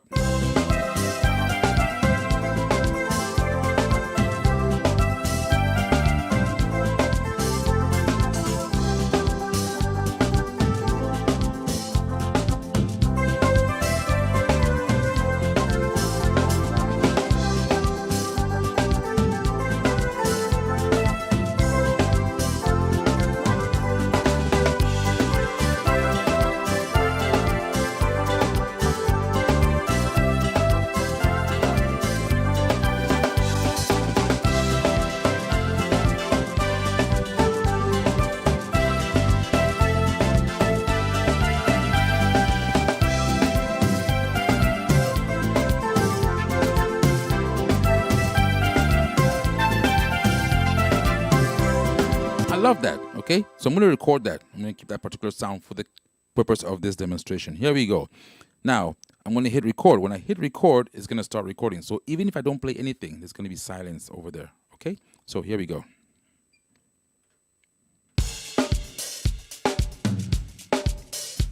I'm going to sing. I'm going to try to sing. Here we go.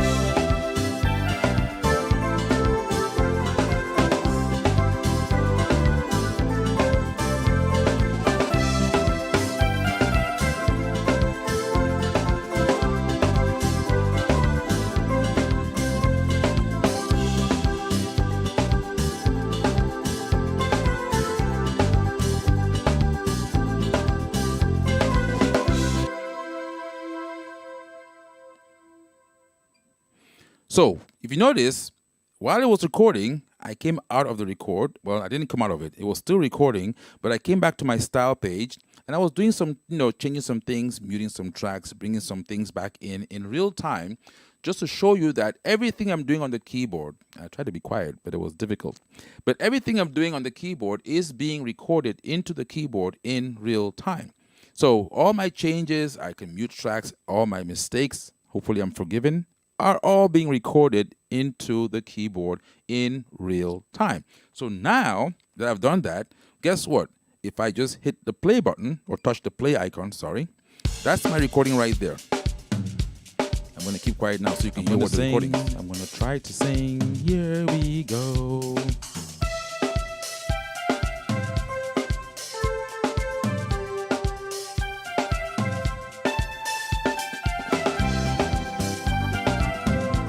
So, if I like that recording the way it is, I like the recording the way it is, everything was nice and great, I'm going to hit save.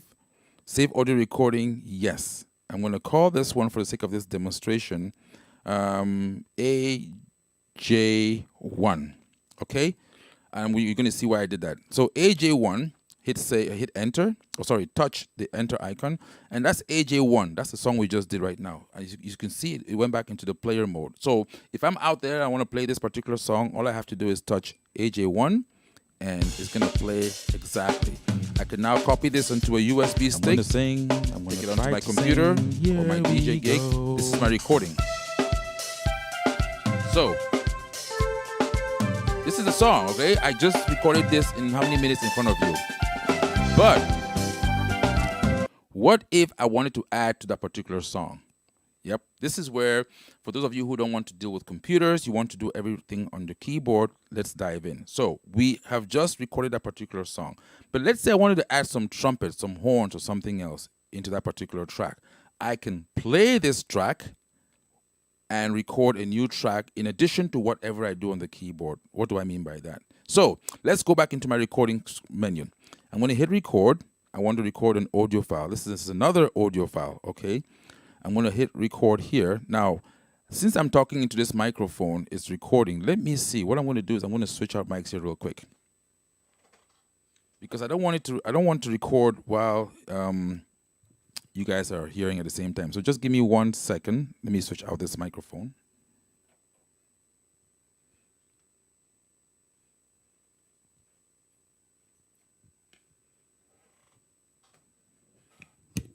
Okay, so this is the other mic I was using. Let me just do a real quick sound check. Everything good with the sound? You guys can still hear me, right? So this is the regular mic that's going to the mixer. Yeah, because I don't want to record myself into that particular song. That's why I did the switch. Okay, so let's go back into right here. Beautiful. So now I want, this is the screen I'm using right now.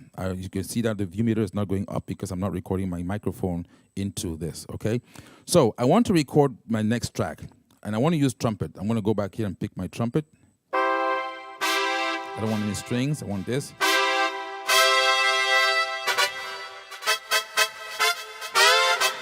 Okay, good. Now what did I just do? With the effects. Beautiful. Okay. Let's get back into my record screen. Over here.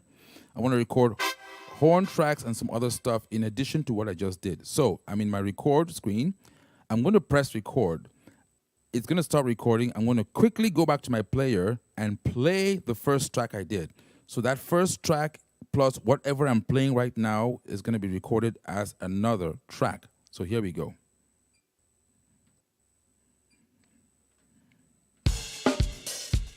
So it's recording. I'm going to sing. Remember that first song I did, the first part? It's playing that right now. That's playing. That is getting recorded. So this machine is actually playing and recording at the same time. Here we go.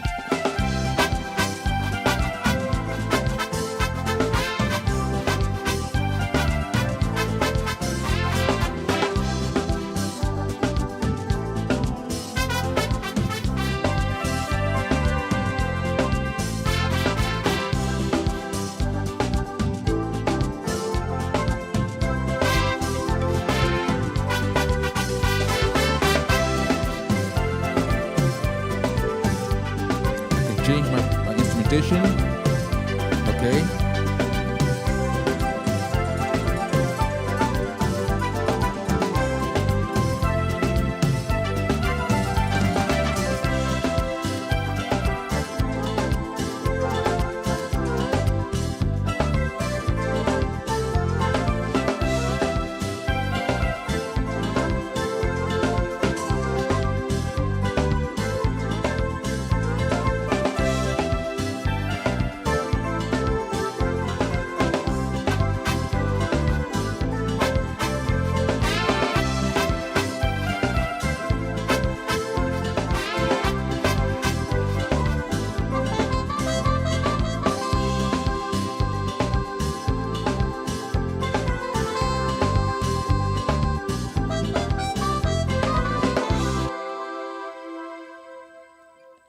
So, what do I have in this particular song we just did right now? I have the first recording I did, the AJ1.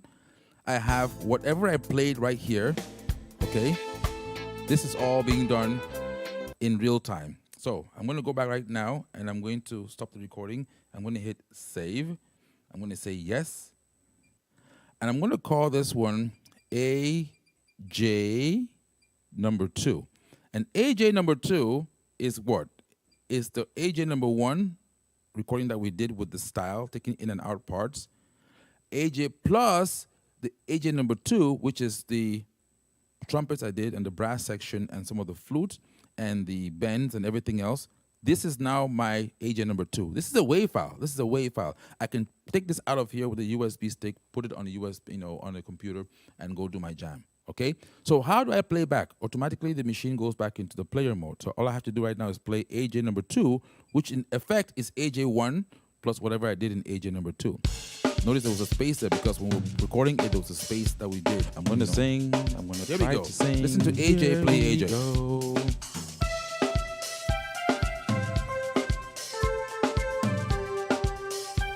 That's the new AJ number 2 song that we're playing. Now, Uncle Dave, you see exactly what happened here. Because we gave ourselves that headroom in the gain, I can add more tracks and it's not going to clip, right? While this is recording, I can still play.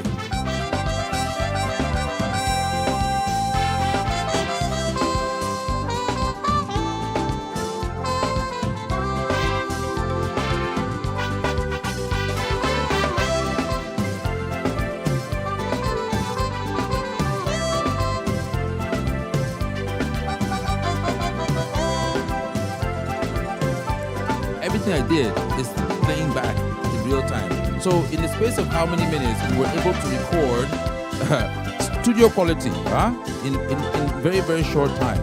So imagine if you're home in your studio and you have time to actually go through and do your thing. This is a very powerful tool indeed.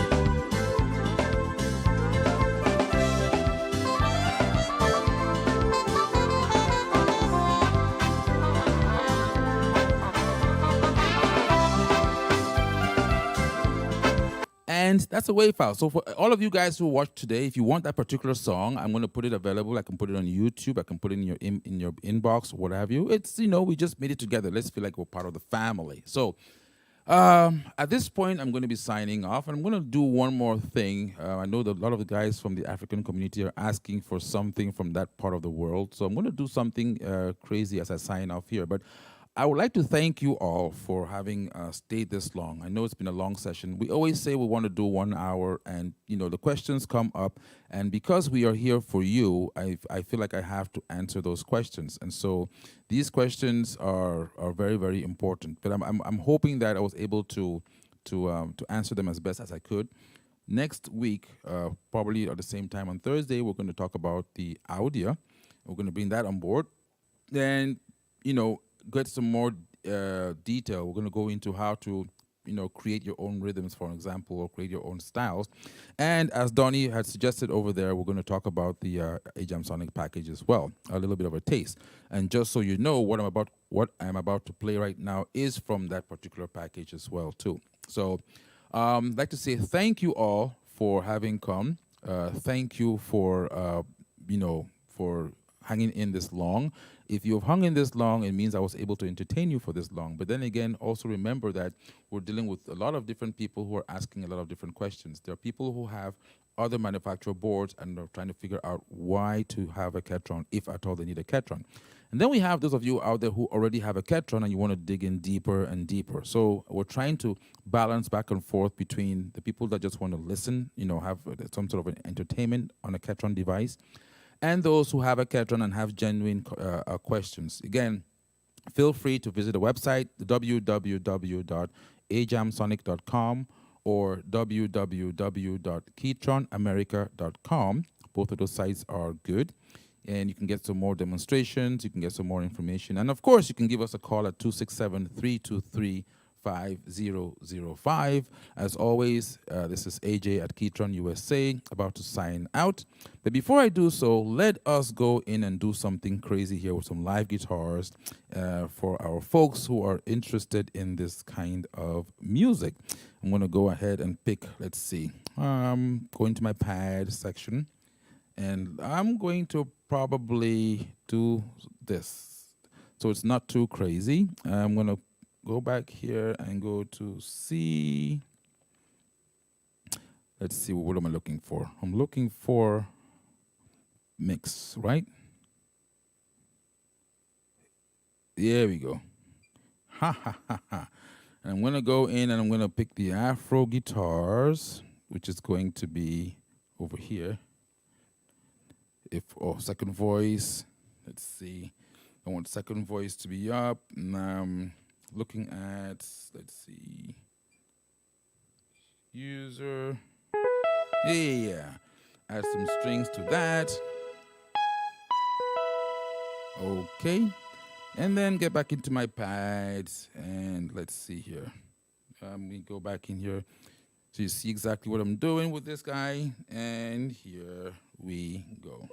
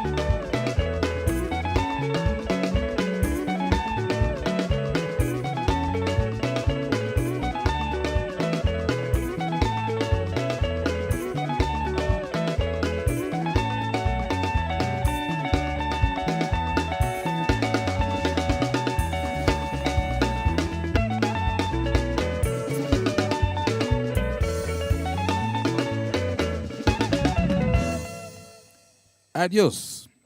Take care, guys. See you all again next week. And thanks for signing in.